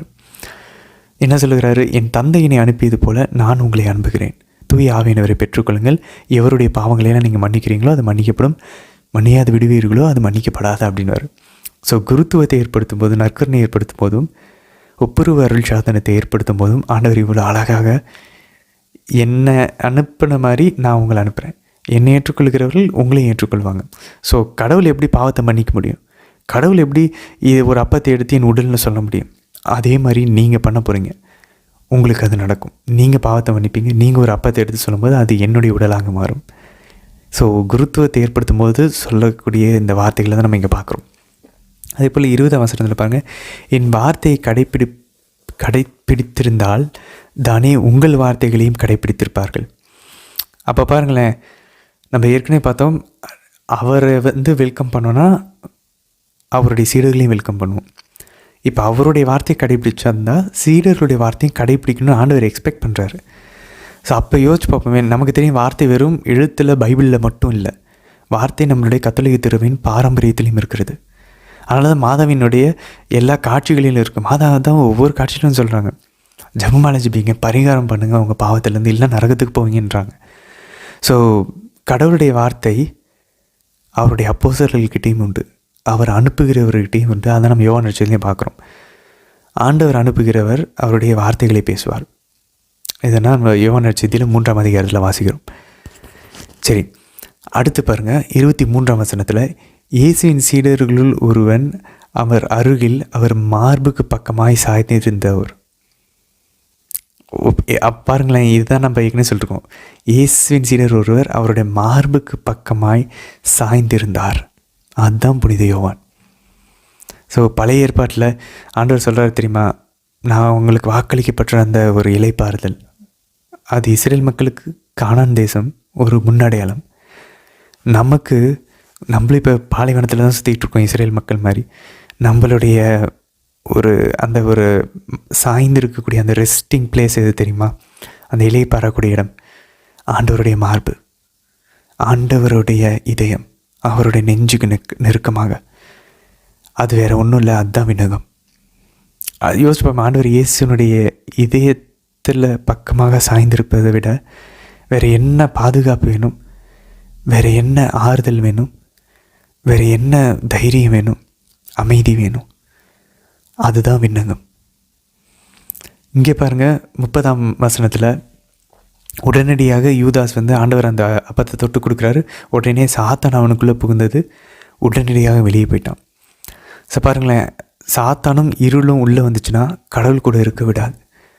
ஸோ இங்கே ஆண்டவர் அந்த அப்பத்தை கொடுத்ததுனால சாத்தான் உள்ளே போகல, நீ என்ன செய்ய இருக்கிறியோ அதை போய் செய்யின்னு சொல்லிட்டு தான் கொடுக்குறாரு. அப்போ ஏற்கனவே யூதாஸ் மனசில் அந்த ஒரு தீய எண்ணம் இருந்துகிட்டே இருந்திருக்கு. ஸோ ஆண்டவர் அதனால தான் அவங்கள அனுப்புகிறாரு. அதனால தான் சொல்லுவாங்க, நமக்குள்ளே இருக்க தீய நாட்டங்கள் ஆண்டவர் விட்டு விடுகிறார். ஆண்டவர் விட்டாருன்னா உடனடியாக அவன் உள்ளே பூந்துருவான். அதனால தான் சொல்கிறோம், நமக்கு மனசு வருத்தமாக இருக்கா, நமக்கு மனக்குழப்பமாக இருக்கா, அந்த நேரத்தில் நம்ம ஜெபிச்சுட்டு இருக்கணும்னு அர்த்தம். ஜெபிச்சுட்டு இருக்கணும்னா எல்லாத்தையும் தூக்கி போட்டு அமைதியாக அவர் மேலே உட்காரணும்னு அர்த்தம். அவரையே பார்த்துக்கிட்டு பிடிக்கலையா ஏதாவது பைபிள் எடுத்து வாசிக்க ஆரம்பிக்கலாம். அப்படியே நடுவில் நிறுத்திட்டு ஒரு 3 அருள் இந்த மாதிரி, ஒரு 10 அருள் இந்த மாதிரி ஜெபம் ஜெபிக்கலாம். திருப்பி பைபிள் வாசிக்க ஆரம்பிக்கலாம். திருப்பி வேறு ஏதாவது புனிதர்களுடைய புத்தகங்களை இல்லை ஒரு நல்ல ஒரு வீடியோவை பார்க்கலாம். சாமி பாட்டை கேட்டு ஆண்டவரோடு சேர்ந்து பாடலாம். இதெல்லாம் பண்ணாமல் இருந்தோம்னா யூதாசை போல் ஆண்டவர் விட்டு விலகுகிறோம், அவன் உடனே உள்ளே பூந்துருவான், நம்ம மனசில் அமைதியே இருக்காது. ஸோ இது ஒரு முக்கியமான ஒரு விஷயம். அவன் வெளியே போகும்போது வழக்கம் போல் யோவான் நற்செய்தியாளர் அது இரவு அப்படின்றாரு. ஸோ சாத்தானின் தீயோனின் ஆதிக்கம் துவங்கிவிட்ட நேரம் அது. 34ஆம் வசனத்தில் பாருங்கள், யோவான் 15:12 சொன்னது போல் ஆண்டவர் சொல்கிறார். நம்ம அது பின்னாடி வாசிப்போம். 15:12 ஆண்டவர் புதியது ஒரு கட்டளையை கொடுக்குறேன்றார். ஸோ அப்படின்னா இது வரைக்கும் பைபிள் இல்லாத ஒரு கட்டளை. இது வரைக்கும் பைபிள் என்ன இருக்குது? நீங்கள் உங்களை அன்பு செய்வது போல பிறரை அன்பு செய்யுங்கள், உங்கள் கடவுளை முழு உள்ளத்தோடு அன்பு செய்யுங்க. ஓகே. ஆனால் இங்கே ஆண்டவர் புதிய ஒரு கட்டளையை கொடுக்குறாராம். யோவான் 15:12, 13:34. இதுதான் புதிய ஏற்பாட்டினுடைய தனி மார்க். என்ன தெரியுமா? உங்களை நீங்கள் அன்பு செய்வது போல பிறரை அன்பு செய்யுங்கள் கேள்விப்பட்டிருப்பீங்க. ஆனால் ஆண்டவர் சொல்கிறாரு, நான் உங்களை எப்படி அன்பு செஞ்சனோ அதே போல் நீங்கள் மற்றவங்களை அன்பு செய்யுங்க. இப்போ டிவைன் லவ்வை மற்றவங்களுக்கு கொடுன்றார். இப்போ உன்னுடைய லவ்வை மற்றவங்களுக்கு கொடுன்னு ஆண்டவர் சொல்லி நீங்கள் பழைய ஏற்பாட்டில் கேட்டிருப்பீங்க. இப்போ கடவுளுடைய அன்பை நீ உணர்ந்திருக்கல, சிலுவையில் பார்த்துருக்கல, அவர் உனக்காக இவ்வளோ பண்ணுவார்னு தெரியுதுல்ல, அந்த மாதிரி அந்த இறை அன்பை மற்றவங்களுக்கு இப்போ கொடு. அப்போ இது எல்லாத்த விட ஹையராக இருக்கும். இப்போ நம்ம சொல்ல முடியாது இதெல்லாம் பண்ண முடியுமா மனுஷங்களால், அப்படிலாம் நம்ம கேட்கவே முடியாது. ஏன்னா அவரோட அன்பை நம்ம சுவைச்சிருக்கிறோன்னா இதையும் பண்ணலாம், இதை தாண்டியும் பண்ணலாம். அதுக்கு ஒரு அடையாளம் தான் புனித அன்னை தெரசா. அவங்க என்ன வானத்துலேருந்து குதிச்சவங்களா? இல்லையே. அவங்க நம்மை போல் சாதாரண மனிதர்களால் இப்படி பண்ண முடியும்னா ஏன்னா அவங்களுக்குள்ளேருந்து செயல்படுத்தினது ஆவியானவர் கடவுள். நமக்குள்ளே அவரை செயல்பட அனுமதிக்கிறது தான் நம்ம செய்ய வேண்டிய விஷயம். அதுக்கு தடையாக இருக்கிறத ஜெபத்தில் உடைக்கணும். ப்ரே பண்ண கேட்கணும், நான் இந்த மாதிரி இருக்கணும்னு விரும்புகிறேன் ஆண்டவரே, கேட்க ஆண்டவர் உடைப்பார். சரி, 36ஆம் வசனத்தில் பாருங்கள். ஆண்டவர் யோவான் அன்பு செய்கிறாருன்னு நமக்கு தெரியும். யோவான் அவர் அன்பு கூர்ந்தவர், அவர் அன்பு செய்தவர்னு சொல்லிக்கிட்டே இருக்கார். ஒரு டவுட் இருக்கும், அப்படின்னா மற்றவங்களெல்லாம் அவர் அன்பு செய்யவே இல்லையா? அவர் அன்பு சீடர் அப்படின்னு சொல்லுவார். நமக்கு நன்றாக தெரியும் ஆண்டவர் எல்லாரையுமே அன்பு செய்கிறார். இன்றைக்கி நம்ம வாசிக்கிற இந்த 36ஆம் வசனத்தில் புனித பேதுரு சொல்கிறார், எங்கே ஆண்டவரே போகிறீங்க அப்படின்னு. யோவான் நற்செய்தியில் ஆண்டவர் அன்பு செஞ்சவர் யோவான். ஆனால் யோவான் நற்செய்தியாளர் ஆண்டவரை அன்பு செய்தவர் யாருன்னு தெரியுமா காட்டுறாரு? நல்லா கவனித்து பார்த்தோன்னா புனித பேதுரு தான். புனித பேதுரு தான் பாருங்களேன், எல்லா இடத்துலையும் இறங்கி வரிஞ்சு கட்டிட்டு ஆண்டவருக்காக போவார். ஆண்டவர் நீங்கள் எங்கே போனாலும் நான் அவங்க கூட வருவேன், நீ தான் ஆண்டவரே மெஸ்ஸியா. அந்த உயிர் தெளிந்ததுக்கப்புறம் யோவான் சொல்வார், அது ஆண்டவர்னு வரி இவர் உடனே ஆளை காணும். என்னென்னு பார்த்தா தண்ணியில் வச்சு ஓடிட்டுருப்பார் ஆண்டவர்கிட்ட. ஆண்டவர் அன்பு செஞ்சது என்னமோ யோவானுன்னு சொல்கிறாரு. ஆனால் யோவான் நற்செய்தியாளரே சொல்கிறாரு, ஆண்டவரை செமையா அன்பு செஞ்சது புனித பேதுரு தான்யா அப்படின்னு சொல்லி. சரி, அப்போ மற்ற சீடர்களெல்லாம் ஆண்டவர் அன்பு செய்யலையா? இல்லை. நம்ம அதான் இன்றைக்கி யோவான் 13ஆம் அதிகாரத்தில் நம்ம வாசித்தோம். முதல் 2-3 வசனங்களையும் நான் பார்த்தோம். ஆண்டவர் தமக்குரியவர்களை அன்பு செய்தார், இறுதி வரைக்கும் அன்பு செஞ்சார் அவருடைய சீடர்களை. ஸோ சீடர்கள் எல்லாருமே ஆண்டவருடைய கட்டளைகளை கடைபிடிச்சாங்க. அதனால தான் அவங்க நீங்கள் பரிசுத்தமாக இருக்கிறீங்கன்னு சொன்னார். நீங்கள் தூய்மையாக தான் இருக்கிறீங்க, உங்களை நீங்கள் ஃபுல்லாலாம் குளிக்க வேண்டிய அவசியம் இல்லை, நீங்கள் ஆல்ரெடி குளிச்சிட்டிங்க அப்படின்றார். ஸோ கர்ம பாவத்துலேருந்தும் ஜென்ம பாவத்துலேருந்து ஆண்டவர் அவங்களை விடுவிச்சிருக்கார். மேபி அவங்க ஞானஸ்தானம் வாங்கியிருக்கலாம்னு இறையில் அறிஞர்கள் சொல்கிறாங்க. ஸோ ஆண்டவர் தெளிவாக எல்லாரையும் அன்பு செஞ்சாலும் தெரியுது. ஆனாலும் கூட புனித யோவான் தாழ்ச்சியின் அடையாளமாக அவருடைய பேரை சொல்லவே மாட்டேங்கிறார். அன்பு சீடர், அன்பு சீடர். கடைசியாக அந்த அன்பு சீடர் கேட்டு தான் தேவமாதாவையும் ஒப்படைக்கிறார். பின்னாடி நம்ம வாசிப்போம் 19ஆம் அதிகாரத்தில். சரி, 14ஆம் அதிகாரத்துக்குள்ளே போவோம். 2-3 வசனங்கள் பாருங்கள். யோவான் 14 ஆண்டவர் சொல்கிறார், என் தந்தை நிலத்தில் பல அறைகள் உண்டு, நான் உங்களை கூட்டிகிட்டு போவேன் அப்படின்றார். ஸோ இதை இறையியல் அறிஞர்கள் எப்படி பார்க்குறாங்க அப்படின்னாக்கா, ஒரு மணவாளன் ஒரு மணவாட்டி கூட்டிகிட்டு போகிற மாதிரி சொல்கிறார். ஸோ ஆண்டவர் திருச்சபையையும் நம்மையும் திரும்பவும் கூட்டிகிட்டு போவார் அவருடைய 2வது வருகையில்.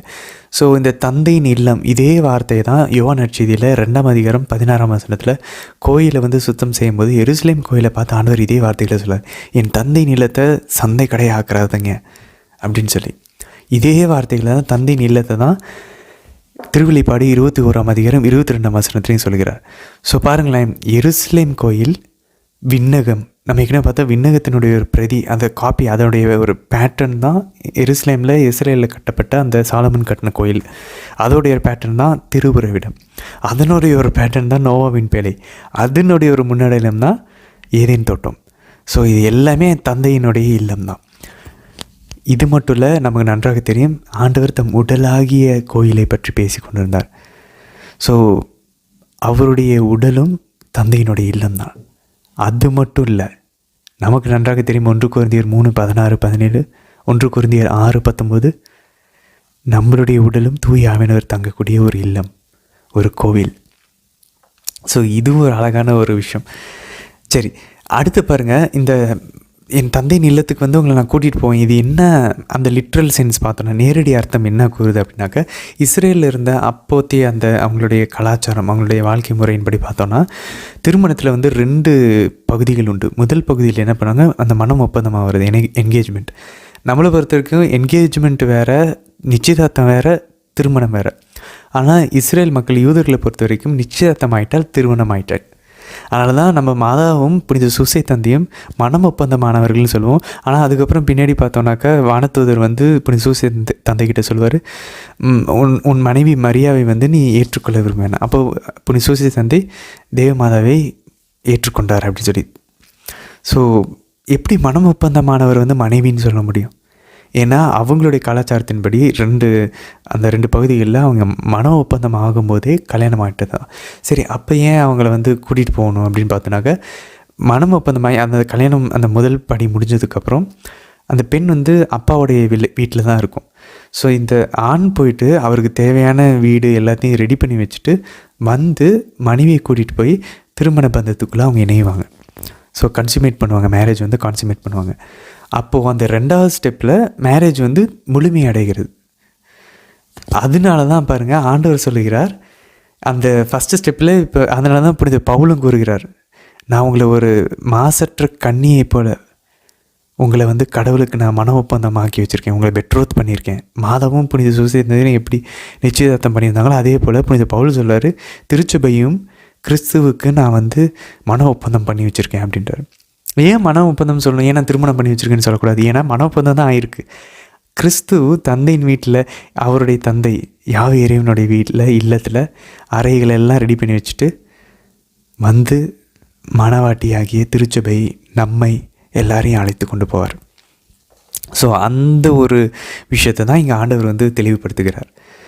அதுக்கப்புறம் 6ஆம் வசனம் ரொம்ப ஃபேமஸானது, நானே வழியும் சத்தியமும் ஜீவனும், உண்மையும் ஜீவனும். அந்த வசனம் பார்க்கணும். அடுத்த நானே ஸ்டேட்மெண்ட் 9ஆம் வசனத்தை பாருங்கள். அந்த ஃபேமஸான ஒரு கேள்வி, ரொம்ப பிரபலமான புனித பிலிப்பு கேட்கக்கூடிய கேள்வி, தந்தையை எங்களுக்கு காட்டும். இது தான் நம்ம மொத்த பைபிளையும் ட்ரை பண்ணிகிட்ருக்கோம். யார் இந்த கடவுள்? இந்த தந்தையை எங்களுக்கு காட்டுங்க. இதுதான் நம்ம எல்லாருடைய கேள்வியாக இருக்குது. ஆண்டவர் அதுக்கு சிம்பிளாக பதில் சொல்லிட்டார், என்னை காண்பது தந்தையை காண்பது ஆகும். ஆண்டவர் இங்கே டைரெக்டாக அடிக்கிறாரு. ஸோ இதெல்லாம் எங்கே நடந்துகிட்ருக்கு? இறுதி ராவணவின் போது நடந்துகிட்ருக்கு. ஸோ ஆண்டவர் காண முடியாத கடவுளினுடைய ஒரு காண வகையில் அவருடைய உடல், அவருடைய மாமிசம்தான் காண முடியாத அந்த டிவைன் ஸ்பிரிட். இறை ஆவியினுடைய ஒரு ஒரு ஒரு படம், ஒரு இமேஜ், ஒரு உருவம் அப்படின்னு சொல்லலாம், ஒரு டிவைன் ஐகான். ஸோ தந்தை ஆண்டவர் இயேசுனுடைய அந்த மாமிசம் தான் நம்மளை கடவுளை பார்க்க வச்சுச்சு. மாமிசம் இல்லைன்னா ஆண்டவர் இயேசுவும் வார்த்தையாக தான் இருந்திருப்பார், அவரையும் பார்த்துருக்க முடியாது. ஸோ அவரோட மாமிசம் ஒரு டிவைன் ஐகான், ஒரு படம், ஒரு சுரூபம், ஒரு உருவம். ஆண்டவர் இயேசு காண முடியாத கடவுளின் உருவம். சரி, 12ஆம் வசனத்தை பாருங்கள். ஆண்டவர் இயேசுவை விசுவசிக்கிறார். ஆண்டவரே சொல்கிறார், என்ன விசுவசிக்கிறேன், இதிலேயும் பெரிய காரியங்களை செய்வான். அவர் செஞ்சிட்ருக்க காரியத்தை விட பெருசாக செய்வாங்களாம்.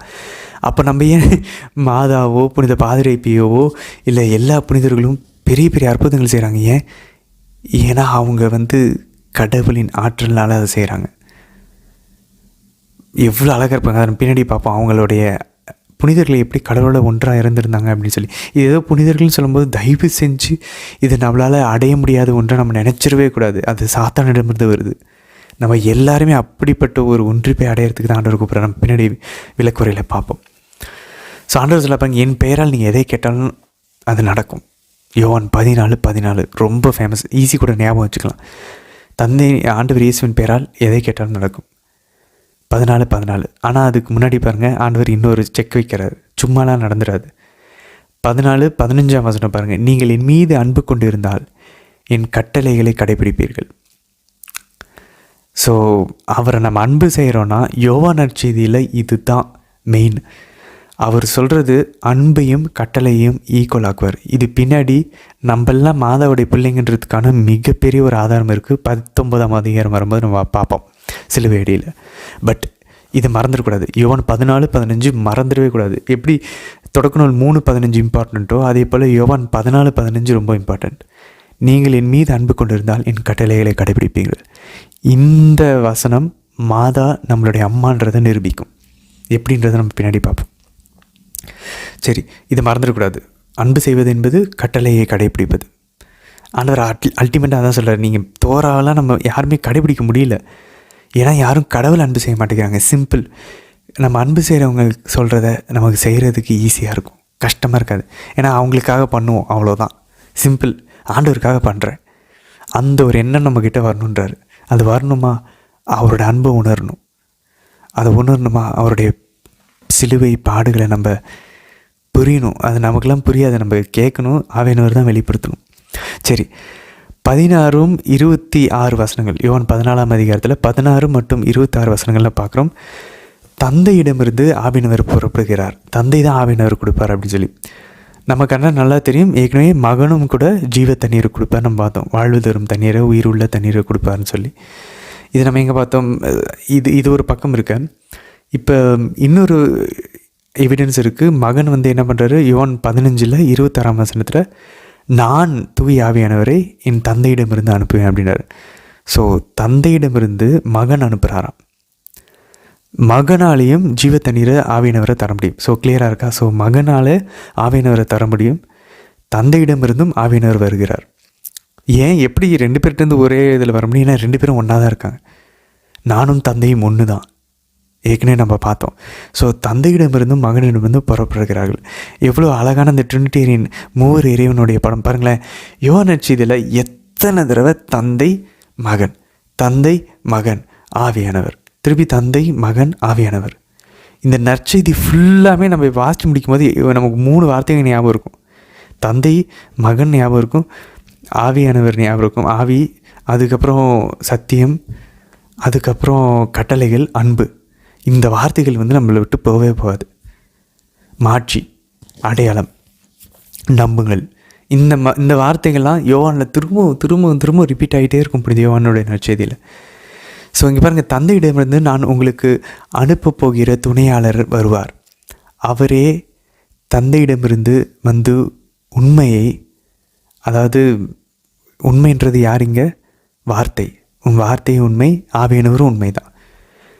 ஸோ தந்தையிடமிருந்து ஆவியானவர் உண்மையை வெளிப்படுத்தும் தூய ஆவியார். அவர் வரும்போது என்னை பற்றி சான்று பகர்வார். ஸோ இதனால தான் நம்ம ஒவ்வொரு விசுவாச அறிக்கையிலும் தந்தையிடமிருந்தும் பெரிய விசுவாச அறிக்கை இருக்கு பாருங்கள், நைசின் விசுவாச அறிக்கை, நைசின் க்ரீட். அதில் பார்த்தோன்னாக்கா ஃபாதர் அண்ட் சன். ஏன்னா இது ஒரு மிகப்பெரிய நியூமெட்டோமேக்கியனிசம், நீமட்டோமேக்கியனிசம் அப்படின்ற ஒரு தப்பறை கொள்கை வந்துச்சு. என்ன அப்படின்னா, தூய ஆவியானவர் வந்து கடவுள் கிடையாது, அவர் வந்து தந்தைக்கும் மகனுக்கும் அடுத்தபடியில் தான் இருக்கவர், அவருக்கு நிகரானவர் கிடையாதுன்னு சொல்லி 4ஆம் நூற்றாண்டு கிபி 4ஆம் நூற்றாண்டிலே இந்த ஒரு தப்பறை உள்ளே வந்துச்சு. அதை ஒடுக்கிறதுக்கு தான் அந்த நைசின் சங்கத்தில் இந்த ஒரு அவங்களுடைய விசுவாச அறிக்கையில் இது சேர்த்தாங்க. தூய ஆவியானவர் தந்தைக்கும் மகனுக்கும் நிகரானவர், தந்தையிடமிருந்தும் மகனிடமிருந்தும் 2 பேரிடமிருந்து புறப்படுகிறவர், வெறும் தந்தைகிட்டிருந்து மட்டும் வரவர் இல்லை. மகனிடமிருந்து வரமாட்டாங்கன்னு சொல்கிறாங்க, போய். நம்ம கத்தோலிக்க திருவையின் மறைக்கல்வி 246 48 தெளிவாக கூறுகிறது, தூய ஆவியானவர் தந்தையிடமிருந்தும் மகனிடமிருந்தும் வருகிறார், நிலையானவர், அவர்களுக்கு நிகரானவர், அவரும் கடவுள். சரி, 19ஆம் அதிகாரத்தில் பாருங்கள், ஆண்டவர் முன்னாடியே சொல்கிறார், உலகம் இனிமேல் என்னை பார்க்காது, இனிமேல் காணாமல் விசுவசிப்பவர்கள் தான் பேர் பெற்றவர்கள் சொல்லி ஆண்டவர் தெளிவாக சொல்கிறார். ஆனால் நீங்கள் பார்ப்பீங்க ஒரு சில பேர். ஸோ அதனால தான் ஆண்டவர் உயிர்த்தில் இருந்ததுக்கப்புறம் ஒரு சில பேர்கிட்ட மட்டும் ஆண்டவர் காட்சி கொடுக்குறார். அதுக்கப்புறம் பாருங்கள் 20வது வசனம், யோவான் நற்செய்தி 14ஆம் அதிகாரத்தில் 20வது வசனத்தில் பாருங்கள், ஆண்டவர் இயேசு வந்து தந்தைக்குள்ளே இருக்கிறாராம், நம்ம வந்து அவருக்குள்ளே இருக்கணுமா. இப்போ இந்த ரூப்ரிக்ஸ் மறந்துடக்கூடாது பாருங்கள், நம்ம ஆண்டவர் இயேசுக்குள்ளே இருக்கணும், ஆண்டவர் இயேசு நம்மக்குள்ளே இருக்கணும். ஓகேவா? சிம்பிள். நம்ம ஆண்டவருக்குள்ளே இருக்கணும், ஆண்டவர் இயேசு நமக்குள்ளே இருக்கணும். அதாவது நமக்குள்ளேயும் நமக்கு வெளியும் ஆண்டவர் இயேசுனால நம்ம மூடி இருக்கணும். அதனால தான் புனித பவுல் கலாத்தியர் 2:20 சொல்கிறார், இனி வாழ்வது நானல்ல, கிறிஸ்துவே எனக்குள் வாழ்கிறார். ஆண்டவர் நம்மை சுற்றி இருக்கிறாரு, நமக்குள்ளேயும் ஆண்டவர் இயேசு தான் இருக்கணும். இப்போ நம்ம 2 பேரும், நம்மளும் ஆண்டவர் இயேசுவும் தந்தைக்குள்ளே இருக்கணுமா. இதுதான் யோவான் 14:20 சொல்லுது. இந்த அளவுக்கு நம்ம ஒன்றா இருக்கணும்னு சொல்கிறார் ஆண்டவர். அப்போ இவங்களே எப்படி இருக்காங்கன்னா, இப்போ தேவ மாதாவை யோசிப்பாங்க. இதுதான் நான் சொன்னது, புனிதர்கள்கிட்ட இருக்கக்கூடிய அந்த ஒன்றிப்பு. அதனால தான் நம்ம சொல்லுவோம், தேவ மாதா ஆண்டவரினால், மூவர் இறைவனினால் நிறைந்திருக்காங்க, உள்ள ஃபுல்லாக நிறைஞ்சிட்டாங்க. ஆண்டவரினால் வெளியே மறைந்து இருக்கிறாங்க, ஃபுல்லாக உள்ள மாதா ஃபுல்லாக மறைஞ்சிட்டாங்க. ஏன்னா அவங்கள சுற்றியும் ஆண்டவர் இயேசு தான் இருக்கார். ஏன்னா மாதா ஆண்டவருக்குள்ளே இருக்கிறாங்க. அப்போது ஆண்டவருக்குள்ளே இருந்தாங்கன்னா அவங்கள சுற்றி மறைச்சிட்டாங்க, மாதா மறைஞ்சிட்டாங்க. ஸோ மாதா கடவுள்னால் நிறைஞ்சிருக்காங்க, உள்ள கடவுளுக்குள்ளே மறைஞ்சிருக்கிறாங்க. அதுக்கப்புறம் அவர் தந்தைக்குள்ளே போயிட்டு ஃபுல்லாக கரைஞ்சிட்டாங்க. அதனால தான் நம்ம ஜெபமாலை ஜெபிக்கும்போது மாதா கிட்டே பேசுகிறோம், மாதாவுடைய பிரசன்னத்தில் இருக்கிறோம், ஆனால் ஆவியானவருடைய செயல்பாடுகளையும் நம்ம பார்ப்போம். ஜீசஸ்கிட்ட திடீர்னு பேசிகிட்டு இருப்போம். ஏன்னா மாதா தனியாகவே இல்லை, மாதா ஜீசஸ்குள்ளே இருக்காங்க, ஜீசஸ் மாதாக்குள்ளே இருக்காங்க, இவங்க 2 பேரும் தந்தைக்குள்ளே இருக்காங்க. இவங்களை எல்லாரையும் ஒன்றாக இருக்கக்கூடிய, இவங்களுக்குள்ளே இருக்கக்கூடிய அந்த அன்பாக ஆவியானவர் இருக்கிறார். அவர் தான் நம்மளை வந்து மாதா கிட்ட வெளிப்படுத்துகிறாரு, நம்மளை மாதா கிட்ட வெளிப்படுத்துகிறாரு. இது எல்லாமே செயல்பாடுகள் நடுவில் ஃபுல்லாக ஆவியானவர் தான். அதனால தான் நம்ம மாதா கிட்ட பேசும்போது கடவுள்கிட்ட பேசிகிட்டு இருக்கோம், நமக்கே தெரியாமல் தந்தைகிட்ட பேசுவோம், திடீர்னு நமக்கே தெரியாமல் மகன்கிட்ட பேசுவோம், திடீர்னு ஆவியானவர்கிட்ட பேசுவோம். ஆனால் நம்ம பார்த்தோன்னா ஜெபமாலையில் மாதா கிட்ட பேசிகிட்டு இருந்திருப்போம். புனிதர்களும் இப்படி தான் விண்ணகத்தில் இருக்காங்க. புனிதர்கள்கிட்ட மாதாவை நம்ம கம்பேர் பண்ண முடியாது, பட் புனிதர்களுமே அப்படி தான். ஸோ அவங்க எல்லாமே கடவுளால் நிறைந்து மறைந்து கரைந்து இருக்கிறாங்க. ஸோ இது மறந்துடக்கூடாது. நம்ம ஜெபமாலையில் இப்போ மாதாட்ட ஜெபிக்கும் போது திடீர்னு நமக்கே தெரியாமல் நம்ம ஜீசஸோட கான்டாக்டில் வருவோம், தொடர்பில் வருவோம், திடீர்னு தந்தையின் தொடர்பில் வருவோம். சரி, அடுத்த வசனம் பாருங்கள், 21ஆம் வசனத்தில். ஏற்கனவே யோவான் 14:15 என் மீது அன்பு கொண்டு இருப்போர் என் கட்டளைகளை ஏற்று கடைப்பிடிப்பர். ஸோ ஆண்டவர் அன்பு செய்கிறதுன்ட்டு அவர் கட்டளைகளை கடைப்பிடிக்கிறது. Okay, fine. ஆண்டவர் இப்போ என்ன அன்பு செய்வாரா? அதுக்கு என்ன? சரி, நான் ஆண்டவர் அன்பு செய்கிறேன்னா நான் கட்டளையை கடைப்பிடிக்கணும். ஆண்டவர் என்ன அன்பு செய்யணும்னா நான் என்ன பண்ணணும்? அந்த கேள்விக்கு பதில் தான் யோவான் 14:21 பாருங்கள், என் கட்டளைகளை ஏற்று கடைப்பிடிப்பவர் என் மீது அன்பு கொண்டுள்ளார். ஓகே, அதை நாங்கள் 15ஆவது வசனத்துலேயே நம்ம தெரிஞ்சுக்கிட்டோம். என் மீது அன்பு கொண்டு இருப்பவர் மீது தந்தையும் அன்பு கொண்டு இருப்பார். ஓ, அப்போ நம்ம ஜீசஸ் அன்பு செஞ்சோன்னா ஆட்டோமேட்டிக்காக தந்தை நம்மை அன்பு செய்வாராம். அப்போ தந்தை நம்மளை அன்பு செஞ்சுட்டாருன்னா உடனே என்ன பண்ண, தந்தை செய்வதை தான் மகன் செய்கிறாரு. நம்ம அதான் யோவான் நற்செய்தி 5ஆம் அதிகாரத்தில் வாசிக்கிறோம். தந்தை எதெல்லாம் செய்கிறாரோ அதை அப்படியே பார்த்து மகனும் செய்கிறார். அப்போது தந்தை உங்களை அன்பு செய்தார், நானும் அவர் மீது அன்பு கொண்டு அவருக்கு என்னை வெளிப்படுத்துவேன். ஸோ நம்ம ஸ்டார்ட் பண்ணணும். நம்ம ஆண்டவர் இயேசு அன்பு செய்வதற்கு ஆண்டவரான முன்னாடியே சொல்கிறார், நீங்கள் என்னை அன்பு செய்யவில்லை, நீங்கள் என்னை தேர்ந்து கொள்ளவில்லை, நான் தான் உங்களை தேர்ந்து கொண்டேன். யோவான் நற்செய்தி இன்னொரு அவரோட கடிதத்தில் நம்ம வாசிப்போம், நம்ம முதல்ல கடவுள் அன்பு செய்யலை, கடவுள் தான் நம்மளை அன்பு செஞ்சார். ஸோ அந்த அன்பு ஒன்று இருந்து நம்ம அவரோட கட்டளைகளை கடைபிடிக்கும் போது நம்ம அவர் அன்பு செய்கிறோம். நம்ம ஆண்டவர் இயேசு அன்பு செஞ்சுக்கிட்டு இருக்கும்போது கட்டளைகளை கடைபிடித்து தந்தை நம்மளை அன்பு செய்கிறார். தந்தை நம்மளை அன்பு செய்கிறத பார்த்து மகன் நம்மை அன்பு செய்ய ஆரம்பிக்கிறார். ஸோ இவங்க 2 பேரும் அன்பு செய்யும்போது மூவர் இறைவன் நமக்கு வெளிப்படுகிறார். ஸோ அப்போது இந்த ஒரு இதில் நம்ம யோசிச்சு பார்ப்போமே, புனித யோவான் கட்டளைகளை கடைபிடிச்சதுனால தான் ஆண்டவர் இயேசு யோவானை அன்பு செய்கிறார். அதனால தான் அவர் அன்பு செய்த சீடர்னு ஏன் இப்போ சொல்லான்னு புரியுதா? அதே யோவான் தான் சொல்கிறார், ஜீசஸ் ஒருத்தர் அன்பு செய்கிறாருன்னா அவரை தந்தை அன்பு செஞ்சுருக்கணும். தந்தை அன்பு செஞ்சுருக்கணுன்னா அந்த சீடர் கட்டளைகளை கடைப்பிடிச்சிருக்கணும். சிம்பிள். ஸோ ஒருவர் ஆண்டவர் இயேசு அன்பு செய்யணுன்னா கட்டளைகளை கடைபிடிக்கணும் அந்த சீடர். அப்போது இந்த ஒரு நிறைவில் பாருங்கள். அதனால தான் நம்ம யோவான் நற்செய்தி 13:1 வாசிக்கிறோம், ஆண்டவர் தமக்குரிய சீடர்களை எல்லாரையும் அன்பு செஞ்சார். அப்படின்னா சீடர்கள் எல்லாமே கட்டளையை கடைப்பிடிச்சு வந்திருக்காங்க. அப்போஸ்தலர்கள், நம்ம பேசுகிற இந்த 12 பேரை பற்றி பேசிகிட்டு இருக்கோம். ஸோ அவங்களும் அன்பு செஞ்சுருக்காங்க. ஆனால் புனித யோவான் அவரை மட்டுமே அவர் பர்சனலாக பார்க்குறாரு. இயேசு அன்பு செய்த சீடர், அவர் எல்லாரையும் அன்பு செய்கிறாருன்றது காமிச்சிட்டாரு. ஆனாலும் அவர் அன்பு செய்கிறார். ஏன்னா அவரோட அன்பு அவருக்கு அவ்வளோ பிடிச்சிருக்கு. பர்சனலாக அவர் பார்க்குறாரு. அவர் தாழ்ச்சி அவர் பேரை போட்டுக்காம இயேசு அன்பு செய்த சீடர்னு அவரையே அவர் அழகாக சொல்லிக்கிட்டே வர்றார். ஸோ ஜீசஸ் ஒருத்தர் அன்பு செய்யணுன்னா அவர் ஆண்டவரின் கட்டளைகளை கடைப்பிடிச்சிருக்கணும். இது பின்னாடி ஒரு மாதாவுக்கு சம்மந்தப்பட்டதை வச்சுக்கணும். சரி, 26 பாருங்கள், என் பெயரால் தந்தை அனுப்ப போகிற தூய ஆவியாராம் துணையாளர். ஸோ தூய ஆவியானவருக்கு வந்து இங்கே 3 ஒரு கேட்டகரி கூறப்படுகிறது, 3 குணாதிசயங்கள். அவர் நமக்கு துணையாளர், உங்களுக்கு அனைத்தையும் கற்றுத் தருவார், கற்பிப்பாளர், அவர் ஒரு போதகர், ராபாய். நான் கூறிய அனைத்தையும் உங்களுக்கு நினைவூட்டுவார், நம்மை நினைவூட்டக்கூடியவர். ஸோ இது நம்மளுடைய வாழ்வில் ஆக்சுவலாக பார்க்கலாம். இப்போ பாருங்களேன், தூய ஆவியானவர் முதல்ல என்ன பண்ணுறாரு, நமக்கு துணை செய்ய வருகிறார். எப்படி துணை செய்ய வர்றார்? உங்களுக்கு அனைத்தையும் கற்றுத்தருவார், நான் கூறிய அனைத்தையும் உங்களுக்கு நினைவூட்டுவார். எதை நினைவூட்டுவார்? நம்மளுடைய பர்ஸை மறந்துட்டு போனதையும் நினைவூட்டுவார். ஓகே, நம்ம வீடை லாக் பண்ணாமல் போனதையும் நினைவூட்டுவார். ஓகே, அதுவும் பண்ணுவார் ஆண்டவர். பட் ஆனால் மெயினாக ஆண்டவர் ஃபஸ்ட்டு நம்ம கூட பேச ஆரம்பிக்கிறது எப்படி? நான் கூறியவற்றை நினைவூட்டுவார். அப்போ ஆண்டவர் இயேசுடைய வார்த்தைகளை, இப்போ பைபிளில் இருக்க வசனங்களை நம்ம மனப்பாடம் பண்ண ஆரம்பித்தோன்னா, மெமரைஸ் பண்ண ஆரம்பித்தோன்னா, நமக்கு தேவையான நேரத்தில் ஆண்டவர் அந்த வசனத்தை நமக்கு ஞாபகம் ஊட்டுவார். அது ஆவியானவருடைய வேலை. எவ்வளோ அழகாக ஆவியானவர் செயல்படுறாரு பாருங்களேன். ஸோ ஃபஸ்ட்டு ஆவியானவர் நம்ம கூட எப்படி பேசுவார்னா, மகனுடைய வார்த்தைகளை நினைவூட்டுவார், ஞாபகப்படுத்துவார். அப்புறம் அது நம்ம புரியாமல் இருக்குது, நம்ம பைபிள் வாசிக்கும் போது நம்ம கற்றுத்தருவார் கரெக்டாக அந்த சூழலுக்கு ஏற்ற மாதிரி. இப்படி தான் ஆவியானவர் ஃபஸ்ட்டு நமக்கு துணையாளராக இருப்பார், நமக்கு கவுன்சிலராக இருப்பார், ஆலோசகராக, துணையாளராக இருப்பார்.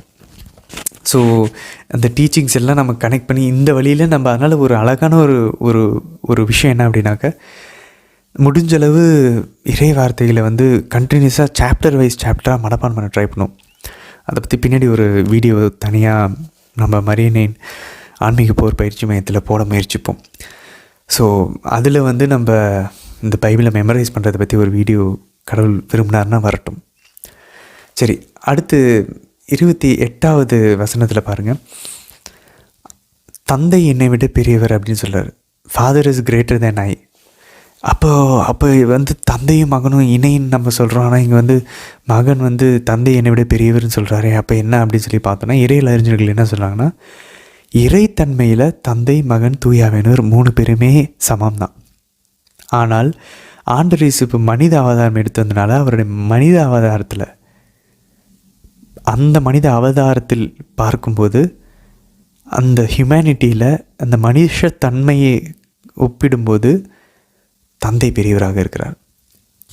ஸோ இது ஒரு அழகான இது நிறைய இஸ்லாமிய சகோதரர்கள் கூட இந்த வார்த்தையை பிடிச்சிக்கிட்டு பாருங்கள், தந்தை வந்து ஆண்டவர் இயேசுவை விட பெரியவர் அப்படின்னு சொல்லுவாங்க. ஸோ இது 3 பேருமே டிஃப்ரெண்ட்டான ஆளுங்கள், 3 நபர்கள். ஆனால் இவங்க 3 பேருமே சமமானவர்கள். ஆனால் மகனினுடைய அவருடைய அந்த மனிதத்தன்மை, ஏன்னா மனுஷன் வரும்போது அந்த லிமிட்டேஷன்ஸுக்குள்ளே வந்துடுது. ஆண்டவரனுடைய அந்த மனித குணாதிசயங்களுக்கு தந்தை வந்து வெளியே அப்பாற்பட்டவர். அதனால் தந்தை பெரியவராக இருக்கிறார் அப்படின்னு சொல்லி இறையியல் அறிஞர்கள் சொல்கிறாங்க. சரி, 30 பாருங்க, ஏனெனில் இவ்வுலகின் தலைவன் வந்து கொண்டிருக்கிறான், அவனுக்கு என்மேல் அதிகாரம் இல்லை. ஆண்டவர் ஏற்கனவே 12ஆம் அதிகாரத்தில் பார்த்தோம், இவ்வுலகின் தலைவன் துரத்தப்பட வேண்டிய நேரம் வந்துருச்சு. ஸோ அவன் வந்துக்கிட்டு இருக்கான். ஸோ அவன் நினச்சி கூட பார்க்கல, ஓகே இவரை நம்ம கொன்னுட்டோம் முடிஞ்சுன்னு. ஆனால் ஆண்டவர் கொன்னதில் இருந்தால் இந்த உலகத்துக்கு மீட்பு தருவார்னு அவன் நினச்சி கூட பார்த்துருக்க மாட்டான். அது பாருங்களேன், உலகத்தில் இருக்க மிகப்பெரிய ஒரு கொடூரமான ஒரு கொலை இந்த உலகத்தின் மீட்புக்கு அது வழிவகுத்துச்சு. நம்மளுடைய கடந்த காலத்தின் காயங்கள், நம்மளுடைய முட்டாள்தனமான செயல்கள், பாவத்தின் அடிமைத்தனங்கள், நம்ம எடுத்த தவறான முடிவுகள், நமக்கு நடக்கக்கூடாத ஒரு அநியாயங்கள், ரோமியர் நம்ம ஏற்கனவே வாசிக்கிறோம் 1ஆம் அதிகாரம் 28ஆம் வசனத்தில், ஆண்டவரை அன்பு கூறுபவர்களுக்கு இது எல்லாவற்றையும் அவர் நன்மைக்கு எதுவாய் மாற்றுவார். அவர் எல்லாவற்றையும் ஒத்துழைச்சி அதை நன்மைக்கு எதுவும் மாற்றுவார். ஆனால் நம்ம ஆண்டவர் அன்பு செய்கிறவங்களா இருக்கணும். ஆண்டவர் அன்பு செய்கிறதுனா அவர் கட்டளைகளை கடைப்பிடிக்கிறவங்களா, அவர் அன்பு செய்கிறவங்களா இருந்துட்டோன்னா ஆண்டவர் எல்லாத்தையும் நன்மைக்கு எதுவும். நம்மளுடைய கடந்த அநியாயங்கள், பாவ அடிமைத்தனங்கள், முட்டாள்தனங்களை கூட ஆண்டவர் இப்போ உண்மையாலுமே அதை நம்ம பார்க்க முடியும். இது ஏதோ சும்மா ஒரு பயசான ஒரு ஆறுதலுக்காக சொல்லலை. இதுக்கு பர்சனலாக நாங்களுமே கூட அதுக்கு சாட்சி. எங்களோட வாழ்விலுமே நடந்த கடந்த காலத்தின் அந்த முட்டாள்தனமான விஷயங்கள் எல்லாத்தையும் ஆண்டவர் இப்போ நன்மைக்காக மாற்றிக்கிட்டு இருக்காரு. ஆனால் அது அவர்கிட்ட சரண்டரானா மட்டும்தான். நிறைய பேர் பாருங்களேன், அந்த காயத்தோடையே கடவுள்கிட்ட கொடுக்காம வாழ்வாங்க. திரும்பவும் அந்த காயத்தினால ரியாக்ட் ஆகி பிரச்சனையை கொண்டு வந்துக்கிட்டே இருப்பாங்க. பிரச்சனை மேலே பிரச்சனை, முறிவுகள் மேலே முறிவுகள், தடைகள் மேலே தடைகள், பாவங்கள் மேலே பாவங்கள், நோய்கள் மேலே நோய்கள். ஆனால் அதை ஆண்டவர்கிட்ட கொடுத்துன்னு வச்சுக்கோங்களேன், அதை எடுத்து இப்போ அதுக்கு ஏற்ற ஒரு ஞானத்தை கொடுப்பாரு. இப்போ அதுக்கேற்ற ஒரு மெச்சூரிட்டி அதிலேருந்து எடுத்து கொடுக்குறாரு. அதிலேருந்து நிறைய நன்மைகளை கொண்டு வந்துகிட்டு இருக்காரு. பட் ஆனால் அதை செஞ்சதெல்லாம் கரெக்டுன்னு சொல்ல வரல, அதெல்லாம் தப்பு நம்மளோட கடந்த காலத்தில். பட் ஆனால் அதை நன்மைக்கு எதுவாக மாற்றுகிறார். ஸோ அதனால தான் அந்த இவ்வுலக தலைவன் நினச்சி கூட பார்க்கல, இவ்வளோ மோசமான இவன் பாவத்தில் விழுந்துட்டான், இவன் காலி, கடவுள் இவனை சபிச்சிருவார்னு நினச்சோம். ஆனால் அந்த பாவத்தையே எடுத்து இவனை பயன்படுத்துகிறாரே கடவுள், இப்போ இவனை உடைச்ச இடத்துலையே இவனை ஒட்டு சேர்த்து அவனை பயன்படுத்துகிறாரே அப்படின்னு சொல்லி சாத்தான் நினச்சி கூட பார்க்க மாட்டான். ஆண்டவருடைய வாழ்க்கையிலையும் அவன் நினச்சி பார்க்கல, நம்மளுடைய வாழ்க்கையை அவன் நினச்சி பார்க்க மாட்டான். சரி, அடுத்து நம்ம அப்படியே 15ஆம் அதிகாரத்துக்கு போடுவோம். ஆண்டவர் சொல்கிற, நானே திராட்சை கொடி, என்னில் இணைந்திருங்க அப்படின்னு சொல்கிறார். ஸோ பழைய ஏற்பாட்டில் நம்ம ஏற்கனவே பார்க்கோம். திருப்பாடல் 80ஆம் அதிகாரம் 8லேருந்து 16 வசனங்கள், எசாயா 5ஆம் அதிகாரம் 17ஆம் வசனம், 27ஆம் அதிகாரம் 2லேருந்து 6, எரேமியா 2:21. இதில் எல்லாத்துலேயுமே இஸ்ரேலை ஒரு திராட்சை கொடியாக சித்தரிக்கப்படுகிறது. ஆண்டவர் யாவே இறைவன், தந்தையம் இறைவன் நட்டு வச்ச திராட்சை செடியாக. ஸோ ஆண்டவர் இங்கே என்ன பண்ணுகிறார், நானே திராட்சை கொடின்னு சொல்லும்போது அவரை புதிய இஸ்ரேலாக, ஆண்டவரை ஏமாற்றிக்கிட்டே இருக்கு பாருங்கள், ஆண்டவரை காயப்படுத்திக்கிட்டே இருக்கேன் அந்த பழைய ஏற்பாடின் இஸ்ரேல் மக்கள், அவங்கள மாதிரி எல்லாம் இல்லாமல் புதிய இஸ்ரேலாக, புதிய தலைமகனாக ஆண்டவர் இயேசு வந்திருக்கிறார். இப்போ இந்த திராட்சை கொடியில் அவரை நம்புகிறவர்கள் எல்லாமே ஒட்டு போடப்படுகிறார்கள். புதிய உடன்படிக்கையின் வழியாக, ஞானஸ்தானத்தின் வழியாக, அவரோட நற்கருணையிலும் வார்த்தையிலும் இணைஞ்சிருக்கும் போது எவ்வளோ இது ஆண்டவர் எங்கே சொல்கிறாரு பாருங்கள்.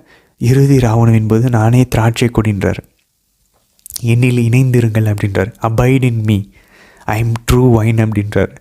இதே என்னில் இணைந்திருங்கள் எங்கே சொன்னார்? யோவான் நற்செய்தி 6ஆம் அதிகாரத்தில் நற்கருணையை பற்றி பேசும்போது சொல்கிறார், என்னில் இணைந்திருங்கள், நானே வாழ்வு தரும் உணவு, அபைட் இன் மீ. அவர் நற்கருணை பேசும்போது என்னில் இணைந்திருங்கள்ன்றாரு. இங்கே திராட்சை கொடியை பற்றி இறுதி ராவணம் என்போது என்னில் இணைந்திருங்கன்றார். சீடர்களுக்கு தெளிவாக புரிஞ்சிருக்கும், ஆண்டவரில் இணைஞ்சிருப்பது அப்படின்றது அப்பத்திலும் ரசத்திலும் அவருடைய உடலிலும் இரத்தத்திலும் பங்கு கொள்ளும்போது. அதே போல் என் வார்த்தை உங்களில் இருந்தால், நீங்கள் என்னுள்ளே இருந்தால் அதுவும் இருக்குது. ஸோ அவருடைய உடல், அவருடைய இரத்தம், வார்த்தை, இந்த 3ல் இணைஞ்சிருந்தோன்னா இந்த 3லேருந்து நம்ம ஆவியானவரை பெற்றுக்கொள்ளலாம். சரி, அடுத்து பாருங்கள், இன்னொரு முக்கியமான விஷயம். ஆண்டவர் 15ஆம் அதிகாரம் 2ஆம் வசனத்தில் கனித்தரும் அனைத்து கொடிகளையும் மிகுந்த கனி தருமாறு கழித்து விடுவார் அப்படின்னா அதை அந்த ப்ரூன்னு சொல்கிறாங்க. அப்படின்னா சுத்திகரிப்பார்னு அர்த்தம். இதை தான் நம்ம சுத்திகரிப்பின் நிலைன்னு சொல்கிறோம். 3ஆம் வசனத்தில் பாருங்கள், நான் சொன்ன வார்த்தைகளினால் நீங்கள் ஏற்கனவே தூய்மையாக இருக்கிறீர்கள். இதே வார்த்தை தான், தூய்மைன்ற வார்த்தை தான் அங்கே சொல்கிறார். கனி தராத எல்லா கொடிகளையும் கழித்து விடுவார் என் தந்தைன்னு சொல்கிற இடத்துல தூய்மைப்படுத்தி விடுவார்ன்றார். So he's sanctifying, he's pruning, he's cleansing. அவர் நம்மை தூய்மைப்படுத்துவாராம். எதுக்கு இதை தான் நம்ம இந்த தூய்மை என்ன சொல்கிறாங்கன்னா, இறையிலறிஞர்கள் ஒரு அப்பாவாக இருந்து நம்மை டிசிப்ளின் பண்ணுறார், ஒழுங்குபடுத்துவார். கஷ்டமாக தான் இருக்கும் நமக்கு ஒரு சில விஷயங்கள், ஆனால் அந்த ஒரு சில முட்கள் தான் நம்மை தூய்மைப்படுத்துது, நம்ம கனி தர வச்சுக்கிட்டு இருக்கு. நம்ம ஆண்டவரோடு இணைஞ்சு தான் இருக்கிறோம். ஸோ அதனால தான் ஆண்டவர் சொல்கிறார், புனித பேதுரு பார்த்து, நீங்கள் ஏற்கனவே தூய்மையாக இருக்கிறீங்க. எப்படி? அவருடைய வார்த்தைகள்னால. சரி, அடுத்து பாருங்கள் 6ஆம் வசனத்தில், யோவான் 15:6, நம்ம அவரோட இணைந்து இல்லைன்னா நம்ம வீக் ஆயிடுவோம். ஸோ எசேக்கியேல் இறைவாக்கினர் இதே தான் அப்போது எருசலேமில் இருந்தவர்கள்கிட்ட சொல்கிறார், நீங்கள் கனி தர மாட்டேங்கிறீங்க, நீங்கள் அதை நீங்கள் வெட்டி நெருப்பில் எரியப்படுவீங்க தீர்ப்பின் போது அப்படின்னு சொல்லி எசேக்கியேல் இறைவாக்கினர் எசேக்கியேல் 15:18 கூறுகிறார். நீங்கள் இந்த திராட்சை கொடியிலேருந்து வெட்டப்பட்டு நீங்கள் எரிக்கப்படுவீங்க, நெருப்பில் போடப்படுவீங்க அப்படின்னு சொல்லி இதை எடுத்து ஆண்டவர் கூறுகிறார். என்னால் இணையாதவங்க எல்லாம் இந்த மாதிரி நெருப்பில், அதாவது நரகத்துக்கு போயிடுவாங்க அப்படின்னு சொல்லி. ஆண்டவரோடு இணைஞ்சிருக்கிறவங்க மிகுந்த கனி தருமாறு ஆண்டவர் அவர்களை சுத்திகரிப்பார். சரி, 17ஆம் வசனத்தில் பாருங்கள், நம்ம ஏற்கனவே பார்த்தோம், அவர் நமக்குள்ளே, நம்ம அவருக்குள்ளே, நம்ம 2 பேரும், நம்மளும் ஆண்டவர் இயேசுவும் தந்தைக்குள்ளே இருக்கணும். இப்போ லைட்டாக சேஞ்ச் பண்ணி சொல்கிறாரு பாருங்க, நம்ம அவருக்குள்ளேயும் அவருடைய வார்த்தை நமக்குள்ளேயும். அப்போது அவர் பெயரால் எதை கேட்டாலும் நடக்கும். ஸோ நம்ம ஆண்டவர் இயேசுவின் பெயரால் ஏதோ சும்மா கேட்டுலாம் நம்ம, அது ஒரு மேஜிக் கிடையாது. ஆண்டவருடைய இயேசுவின் பெயரால் நம்ம கேட்குறோம் அப்படின்னா அவருடைய வார்த்தை நமக்குள்ளே இருக்கணும். புனித யோவானுடைய கடிதத்தில் நம்ம பார்ப்போம், அவருடைய வார்த்தை உள்ளே இருந்துச்சுன்னா நம்ம ஸ்ட்ராங்காக இருப்போமா, சாத்தானை எதிர்கொள்வோமா. இது எனக்கு ஒரு ஐ ஓப்பனிங் ஸ்டேட்மெண்ட்டாக இருக்குது, என் கண்களை திறக்கக்கூடிய ஒரு வார்த்தையாக இருக்குது. நம்ம நிறைய நேரத்தில் குழம்பி போயிடுறோம், உலகத்தை பார்த்து விசுவாசத்தை இழந்து போயிடுறோம், சோதனைக்குள்ளாக்கப்படுகிறோம். ஏன்னா உலகத்தை ஃபேஸ் பண்ணும்போது நமக்குள்ளே இருக்கிற வார்த்தையை ஆவியானவர் நினைவூட்டணும். அவர் நினைவூட்டணும்னா முதல்ல வார்த்தை உள்ளே நம்ம மனப்பாடம் பண்ணி வச்சுருக்கணும். அப்போ தான் ஆவியானவர் அதுலேருந்து எடுத்து நினைவூட்ட முடியும். ஸோ வார்த்தை நமக்குள்ளே இருந்துச்சுன்னா ஸ்ட்ராங்காக இருப்போம், தீயோனை நம்ம வென்று விடுவோம். உலகம் வந்தாலும் சரி, உடல் வந்தாலும் சரி. ஸோ முடிஞ்சளவு நம்ம பைபிளை மனப்பாடம் பண்ண ட்ரை பண்ணுவோம். அட்லீஸ்ட் நம்ம யோவான் நற்செய்தியிலேருந்து ஆரம்பிக்கலாம். யோவான் நற்செய்தியை முதல் அதிகாரத்துலேருந்து ஒரு நாளைக்கு ஒரு 10 வசனத்தை எடுத்து மனப்பாடம் பண்ணணும். அடுத்த நாள் அடுத்த 10 வசனம், முதல் 10 வசனத்தை ஞாபகப்படுத்தி சொல்லி பார்த்துட்டு திரும்ப அடுத்த 10 வசனத்துக்கு போகணும். இப்படியே டெய்லி, ஒரு சில நாள் விட்டுருவோம், திரும்பவும் தொடர்ந்து சொல்ல ஆரம்பித்து அப்படியே கண்டினியூ பண்ணிக்கிட்டே இருந்தோன்னா அழகாக முடிச்சிடலாம். யோவான் நற்செய்தி ஃபுல்லாக நமக்கு மனசார தெரிஞ்சுன்னா யோசிச்சு பாருங்களேன், ஆண்டவரின் இதய துடிப்பும் நம்மளுடைய இதய துடிப்பும் ஒன்றாயிரும். சரி, 15ஆம் அதிகாரம் யோவான் நற்செய்தி 8ஆம் வசனத்தில் பாருங்கள், நீங்கள் மிகுந்த கனி தந்து என் சீடராக இருப்பதே என் தந்தைக்கு மாட்சி அளிக்கும். ஸோ கடவுளை மாட்சிப்படுத்தணும் அப்படின்னா நம்ம கனியை தரணும். கடவுளை அன்பு செய்யணும்னா அவர் கட்டளைகளை கடைபிடிக்கணும். இவ்வளோ அழகாக யோவான் நமக்கு கற்றுத்தராரு பாருங்களேன். ஸோ ஆண்டவரை கைத்தட்டி பாடுவது, அவரை புகழ்வது okay, we are praising him. ஆனால் அவரை மாற்றிப்படுத்தணும், அவரை க்ளோரிஃபை பண்ணணும்னா கனிகள் தரணும். என்ன கனிகள்? கலாத்தியர் 5ஆம் அதிகாரம் 22லேருந்து 23 9 கனிகள் இருக்குது. ஆனால் தூய ஆவியின் கனியோ அன்பு, மகிழ்ச்சி, அமைதி, பொறுமை, பரிவு, நன்னயம், நம்பிக்கை, கனிவு, தன்னடக்கம். இவை இருக்கும் இடத்துல திருச்சட்டமே தேவையில்லை. ஏன்னா இதெல்லாம் இருந்துச்சுன்னா திருச்சட்டத்தை கடைபிடிக்கணும்னு அர்த்தம். ஆனால் நம்மளோட கத்தோலிக்க திருவையின் மறைக்கல் 1832 பத்தியில் 1832 இன்னொரு 3 எக்ஸ்ட்ரா கனிகள், ஏன்னா அது லத்தீன் உலகத்தா மொழிபெயர்ப்பின்படி புனித ஜெரோம் அதில் இன்னொரு 3 கனிகளில் இந்த கலாத்தியர் 5 ஆட் பண்ணுறாரு. ஏன்னா அது தாராள உள்ளம், நிதானம், மாடஸ்டி, அதுக்கப்புறம் சாஸ்டிட்டி, கற்பு. ஸோ ஜெனராசிட்டி, மாடஸ்டி, சாஸ்டிட்டி, தாராள உள்ளம், கற்பு, அதுக்கப்புறம் நிதானம். இந்த 3ஐயும் நாகரிகம்னு கூட சொல்லலாம், நாகரிகமாக நடந்து கொள்வது. ஸோ இது 3ஐயும் அவர் சேர்க்கறதுனால மொத்தம் 9 + 3 12 கனிகள் நம்ம திருச்சபை நம்ம கற்றுத்தருகிறது. இந்த கனிகள் ஆண்டவர் அதனால் சொல்ல, ஒரு மரம் நல்ல மரமானு அதில் சொல்லி அதை கனிகளை பாருங்கள் அப்படின்னு சொல்லி. ஆண்டவர் இயேசு கனினா மாதா நல்ல மரம், மாதாவினுடைய திருவயிற்றின் கனி தான் ஆண்டவர் இயேசு. ஸோ அதே போல் நம்மளுடைய கனிகள் இதெல்லாம் வெளிப்பட்டுச்சுன்னா நமக்குள்ள ஆவினவர் இருக்கிறான்னு அர்த்தம். அப்போ நம்ம தந்தையை மகிமைப்படுத்தணும் அர்த்தம். ஸோ இது வந்து சும்மா வந்துடாது. ஜெபிக்கணும், உடலை வருத்தணும், நிறையா நம்மளையும் நம்ம ஒழுங்குபடுத்தணும், ஒழுக்கமாக இருக்கணும். அப்போ தான் இந்த கனிகளை நம்ம கொஞ்சம் கொஞ்சமாக ஆண்டவர் நம்மை சுத்திகரிக்க விடணும். தந்தையை நம்ம வந்து சுத்திகரிக்க விடணும். அவர் சுத்திகரிக்க ஆரம்பித்தார்னா இந்த கனிகளை தர ஆரம்பிப்போம். இது எல்லாத்தை விட ஆண்டவர் ரொம்ப அழகாக சொல்ல பாருங்க. யோவான் 15:9 என் அன்பில் நிலைத்திருங்கள், அபைட் இன் மை லவ். இது தாங்க ரெஸ்ட்டு. இதை தான் புனித யோவான் அந்த இறுதி ராவணும் என்பது அழகாக ஆண்டவருடைய இதயத்தில் சாய்ந்து கொண்டிருந்தார். ஆண்டவருடைய நெஞ்சில் சாஞ்சிட்டு இருந்தார். ஆண்டவருடைய இதயத்தில் இருந்தோன்னா அதுதான் இலைப்பாறுதல். புனித அகஸ்தினார் சொல்வார், என்னுடைய ஆன்மா உண்மையில் இலைப்பாராமல் எதிலையுமே இலைப்பாராது. My soul will not rest until it rests in you. நம்ம அதை எங்கெங்கேயோ அந்த இலைப்பாறுதலை தேடி அலைஞ்சிட்டு இருக்கோம். உடலின் இன்பங்களில், சாப்பாட்டில், இச்சையில், பதவியில் பெருசாக அச்சீவ் பண்ணணும்னு சொல்லி, அதிகாரத்தில், பணத்தில். இது எதுவுமே நமக்கு கடைசியாக நம்மளை ஏமாத்துது, உறவுகள் ஏமாத்துது. அவரோட அன்பில் நிலைத்திருக்க வேண்டும். அவரோட அன்பு, அவருடைய இதயம் சேஃபான இடம். அந்த இதயத்துக்கு போக தெரியலையா, பிரச்சனையே இல்லை. கண்ணை மூடிட்டு ஜெபமாலை, அந்த ஒரு டார்கெட்டை வச்சுட்டு ஜெபமாலை ஜெபிக்க ஆரம்பிப்போம். இதை டார்கெட்டை வச்சு ஜெபமாலை ஜெபிச்சோன்னா மாதா உதவுவாங்க. நம்ம சுயநலத்துக்கு ஜெபமாலை ஜெபிச்சோன்னா ஜெபிச்சுக்கிட்டு தான் இருப்போம், எந்த ஒரு மாற்றத்தையும் பார்க்க மாட்டோம். ஆனால் அவருடைய இதயத்துக்குள்ளே எங்களை கொண்டு போங்கம்மான்னு சொல்லி ஜெபமாலை ஜெபிச்சோன்னா மாதா சும்மாவே இருக்க மாட்டாங்க. ஏன்னா அவங்க இதயத்துக்குள்ளே தான் மாதாவே இருக்காங்க. மாதாவோட இதயத்துக்குள்ளே தான் அவர் இருக்கார்.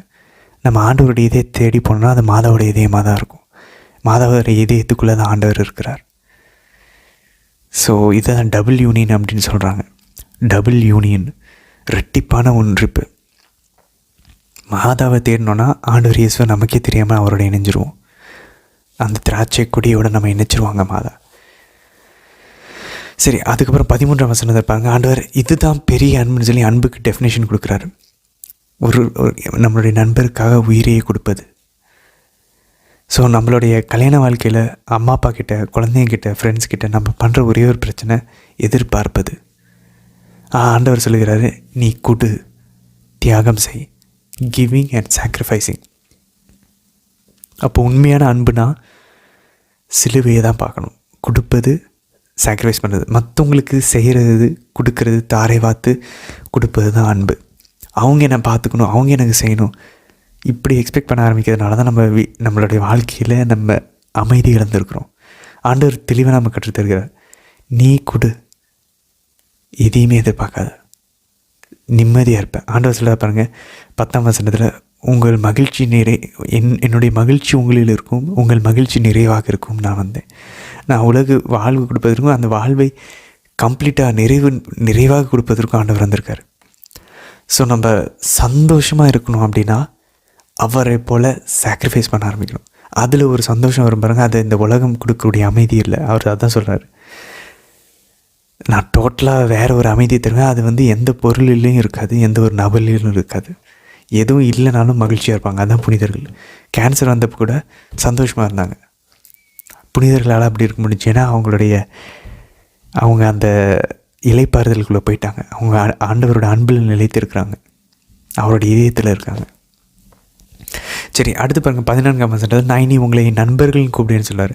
பைபிளில் வேறு யாரை நண்பராக ஆண்டவர் கூப்பிட்ருக்காருன்னா ஆபிரகாம்.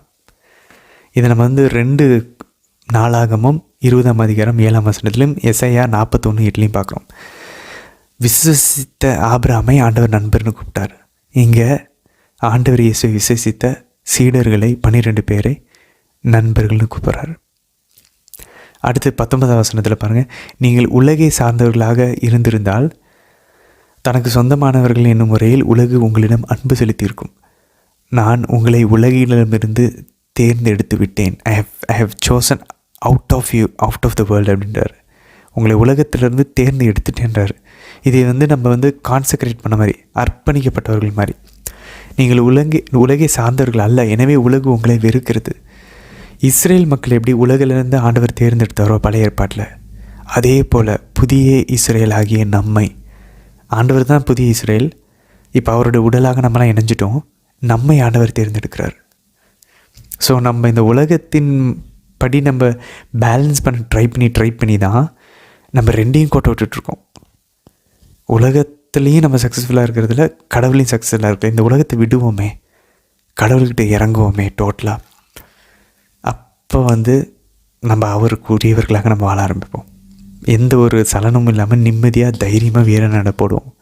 ஸோ அதுக்கெலாம் ஒரு ப்ராசஸ் இருக்குது. இது உடனே நடக்கும் நானும் சொல்ல வரல. எல்லாருமே பயணித்து கொண்டு தான் இருக்கிறோம். பட் ஸ்டெப்பாக போவோம். கிட்ட நெருங்கி உலகத்தை விடுறதுக்கு முயற்சிப்போம். உடலின் ஆசைகளை விடுறதுக்கு முயற்சிப்போம். ஆண்டவர் 22ஆம் வசனத்தில் பாருங்கள், கடவுளுடைய வார்த்தை நமக்கும் தெரியும், இனி நமக்கு எந்த ஒரு சாக்கு போக்கும் சொல்ல முடியாது. ஒருவேளை ஆண்டவர் இதெல்லாம் சொல்லாமல் இருந்ததுன்னா எனக்கு தெரியாத ஆண்டவரேன்னு சொல்லிட்டு போயிருந்துருக்கலாம். இப்போ நம்ம கையில் பைபிளே இருக்குது. நிறைய பேர் படிக்காமலே இருக்காங்க. நம்மளாவது படிக்க முயற்சிச்சிருக்கோம். பட் ஆனால் இப்போ நமக்கு இன்னும் சாக்கு போக்கே இல்லை. இனி நம்ம உலகத்தை வேறு மாதிரி பார்க்கணும். நம்மளை உயிர்த்தெழுந்த லாசராக பார்க்கணும். இவன் வேறு மாதிரி முன்னே இருந்தான், இப்போ வேறு மாதிரி இருக்கானேன்னு பார்க்கணும். நம்ம நேற்று விளக்க உரையில் பார்த்ததே போல் செத்திருந்த லாசருக்கும் உயிரோட 2 ஒரே லாசர் தான். ஆனால் அவங்களுக்கு ஒரு டிஃப்ரென்ஸ் தெரிஞ்சிச்சு. ஏன்னா அவங்க இதுக்கு முன்னாடி செத்த லாசரை பார்த்தாங்க. அதே போல் இப்போது நம்மளுடைய வாழ்க்கையின் முறையில் நம்மளுடைய கனிகளை பார்த்து, இந்த கனிலாம் இவன் இதுக்கு முன்னாடி தரவே மாட்டானே, இவன் எப்படி இவ்வளோ பொறுமையாக இருக்கான், இவ்வளோ தன்னடக்கத்தோடு இருக்கான், இவ்வளோ அன்பாக இருக்கான், கனிவாக இருக்கான். இப்போ நம்ம உயிர்த்தெழுந்த லாசர்னு அவங்களுக்கு காட்டுவோம். ஏன்னா நம்ம பைபிளை வாசிச்சுக்கிட்டு இருக்கோம். இந்த வார்த்தை நமக்குள்ளே இருக்குது. இது வேலை செய்யுது, நம்மை சுத்திகரிக்குது. தந்தை நம்ம சுத்திகரிச்சிட்ருக்காரு கனி தருவதற்காக. ஸோ அதனால் கடவுள் இருக்காருன்னு நமக்கு தெரிஞ்சிருச்சு. ஆண்டவருடைய இதே துடிப்பை கேட்டுக்கிட்டு இருக்கோம். இன்னும் 2 நாள் முடிச்சிருவோம். விண்ணகம் நரகம்னு ஒன்று இருக்குன்னு தெரிஞ்சு இனி இந்த கண்ணோட்டத்தில் நம்ம வாழ்க்கையை மாற்றிக்க முயற்சிக்கணும். இனி நம்ம எடுக்கிற முடிவுகள் எல்லாம் இந்த உலகத்தில் சர்வை ஆகிறதுக்கு பிழைக்கிறதுக்கு இல்லை. இதை தாண்டி ஒரு உலகம் இருக்குது. அதுக்கு நம்ம ஆண்டவர் அனுப்புகிறார். இந்த உலகத்தில் இருக்க நம்மளுடைய ஃப்ரெண்ட்ஸு நண்பர்கள் எல்லாரையும் கூட்டிகிட்டு வரதுக்கு நம்மை பயன்படுத்த விரும்புகிறார். அவர் அலோவ் பண்ணுறோமா, அதுதான் கேள்வி. நமக்குள்ளே வேலை செய்கிறச்சு நம்மளையும் மாற்றுறதுக்கு. 15ஆம் அதிகாரம் 25ஆம் வசனத்தில் பாருங்கள், ஆண்டவர் சொல்கிறார், அவர்களுடைய சட்டம். யார்? அந்த யூதர்களை பார்த்து சொல்கிறார், அவர்களுடைய சட்டத்தில் அப்படின்னு சொல்லி. ஸோ ஆண்டவர் அந்த சட்டத்தை அவங்க பார்க்குற பார்வை தவறுன்னு சொல்கிறார். பழைய ஏற்பாட்டை தப்புன்னு சொல்லலை. 27ஆவது வசனத்தில் பாருங்கள், யோவான் 15, தூய ஆவியானவர் சான்று பகர்கிறார், நீங்களும் சான்று பகரணும்னு சொல்கிறார். ஏனெனில் நீங்கள் தொடக்கத்திலேருந்து என்னோடு இருந்தவர்கள் அப்படின்னு சொல்லி. ஸோ ஆண்டவர் கடைசி நேரத்தில் இந்த கட்டளைகள் அன்பர்களே, நம்மளும் இப்போ புனித யோவானோட 12 சீடர்களோட அந்த மேல்மடி அறையில் உட்காந்துட்டு இருக்கோம். நாளைக்கு இன்னும் 2 அதிகாரங்கள் இருப்போம். அதுக்கப்புறம் ஆண்டவரோட சேர்ந்து கெத்செமனிக்கு பயணிப்போம். நம்ம யோவானோட சேர்ந்து பயணிச்சிருக்கிறோம். ஆண்டவரோட இதே துடிப்பை பார்த்துருக்குறோம். ஆண்டவர் இப்போ கடைசியாக நம்மகிட்ட கேட்குறது, நீங்களும் என்னோட இந்த 21 அதிகாரங்களில் என்னோடய வாழ்வில் அடையாளங்களில் என்னுடைய மாட்சியை பார்த்துருக்கீங்க, என்னுடைய நேரத்தில் என் கூட இருந்திருக்கீங்க. ஆவியானவர் சான்று பகருகிறார் என்னை குறித்து உங்ககிட்ட. நீங்களும் என்னை பற்றி சான்று பகருவீங்களா? அன்பர்கள், நம்ம பைபிள் வாசித்து முடித்தோன்னா டிசம்பர் மாதம் வரைக்கும் நம்ம பயணிப்போம். ஸோ வாசித்து முடித்ததுக்கப்புறம் கடைசியாக ஆண்டவர் நம்மகிட்ட எதிர்பார்க்கறது என்ன தெரியுமா? சிம்பிளாக சொல்லணும்னா, சமாரிய பெண்ணை போல் நம்ம அந்த தண்ணி குடத்தை விட்டுட்டு போவோமா, இல்லை தண்ணி குடத்தை எடுத்துக்கிட்டு ஆண்டவர்கிட்ட இவ்வளோ நாள் பேசிகிட்டு இருந்துட்டு தண்ணி குடத்தை எடுத்துகிட்டு போயிட்டு தண்ணி முண்டுட்டு நம்ம வேலையை நம்ம பார்த்துட்டு போவோமா? அதுக்கு தான் ஆண்டவர் நம்மக்கிட்ட இருக்கிற கடைசி கேள்வியாக தான். ஆண்டவர் இவ்வளோ நேரம் நம்மளோட ஒவ்வொரு வருஷம், இந்த வருஷம் ஃபுல்லாக ஒவ்வொரு நாளும் பேசியிருக்காரு. சமாரிய பெண் கூட பேசினதை போல் நம்மளை எப்படியாவது புரிஞ்சிக்க வைக்க ட்ரை பண்ணிகிட்ருக்காரு. ஒளியை கொடுக்குறாரு, சுத்திகரிக்கிறாரு. அவரை வெளிப்படுத்த அவர் முயற்சிகிட்ருக்காரு. நம்ம அவரை அனுமதிக்கவும் நம்மளும் முயற்சிகிட்ருக்கோம். ஆனால் இந்த வருஷம் முடியும் போது தண்ணி குடத்தை விட்டுட்டு, படகை விட்டுட்டு, மீன் வலைகளை விட்டுட்டு நம்மளுடைய வேலை செய்கிற இடத்துக்கு, நம்மளுடைய குடும்பத்துக்கு, நம்மளுடைய நண்பர்கள்கிட்ட நான் மெஸ்ஸியாவை கண்டுட்டேன்னு சொல்லி சொல்ல முடியுமா? அதுக்கு நம்மை தயாரிப்போம். அது வேணும் ஆண்டவரே, எனக்கு அந்த டிரான்ஸ்ஃபர்மேஷன் வேணும் அப்படின்னு கேட்போம். அதுக்காக தொடர்ந்து பயணிக்கலாம். நாளை தினத்தில் சந்திக்கலாம் அன்பார்ந்தவர்களே. ஆமென்.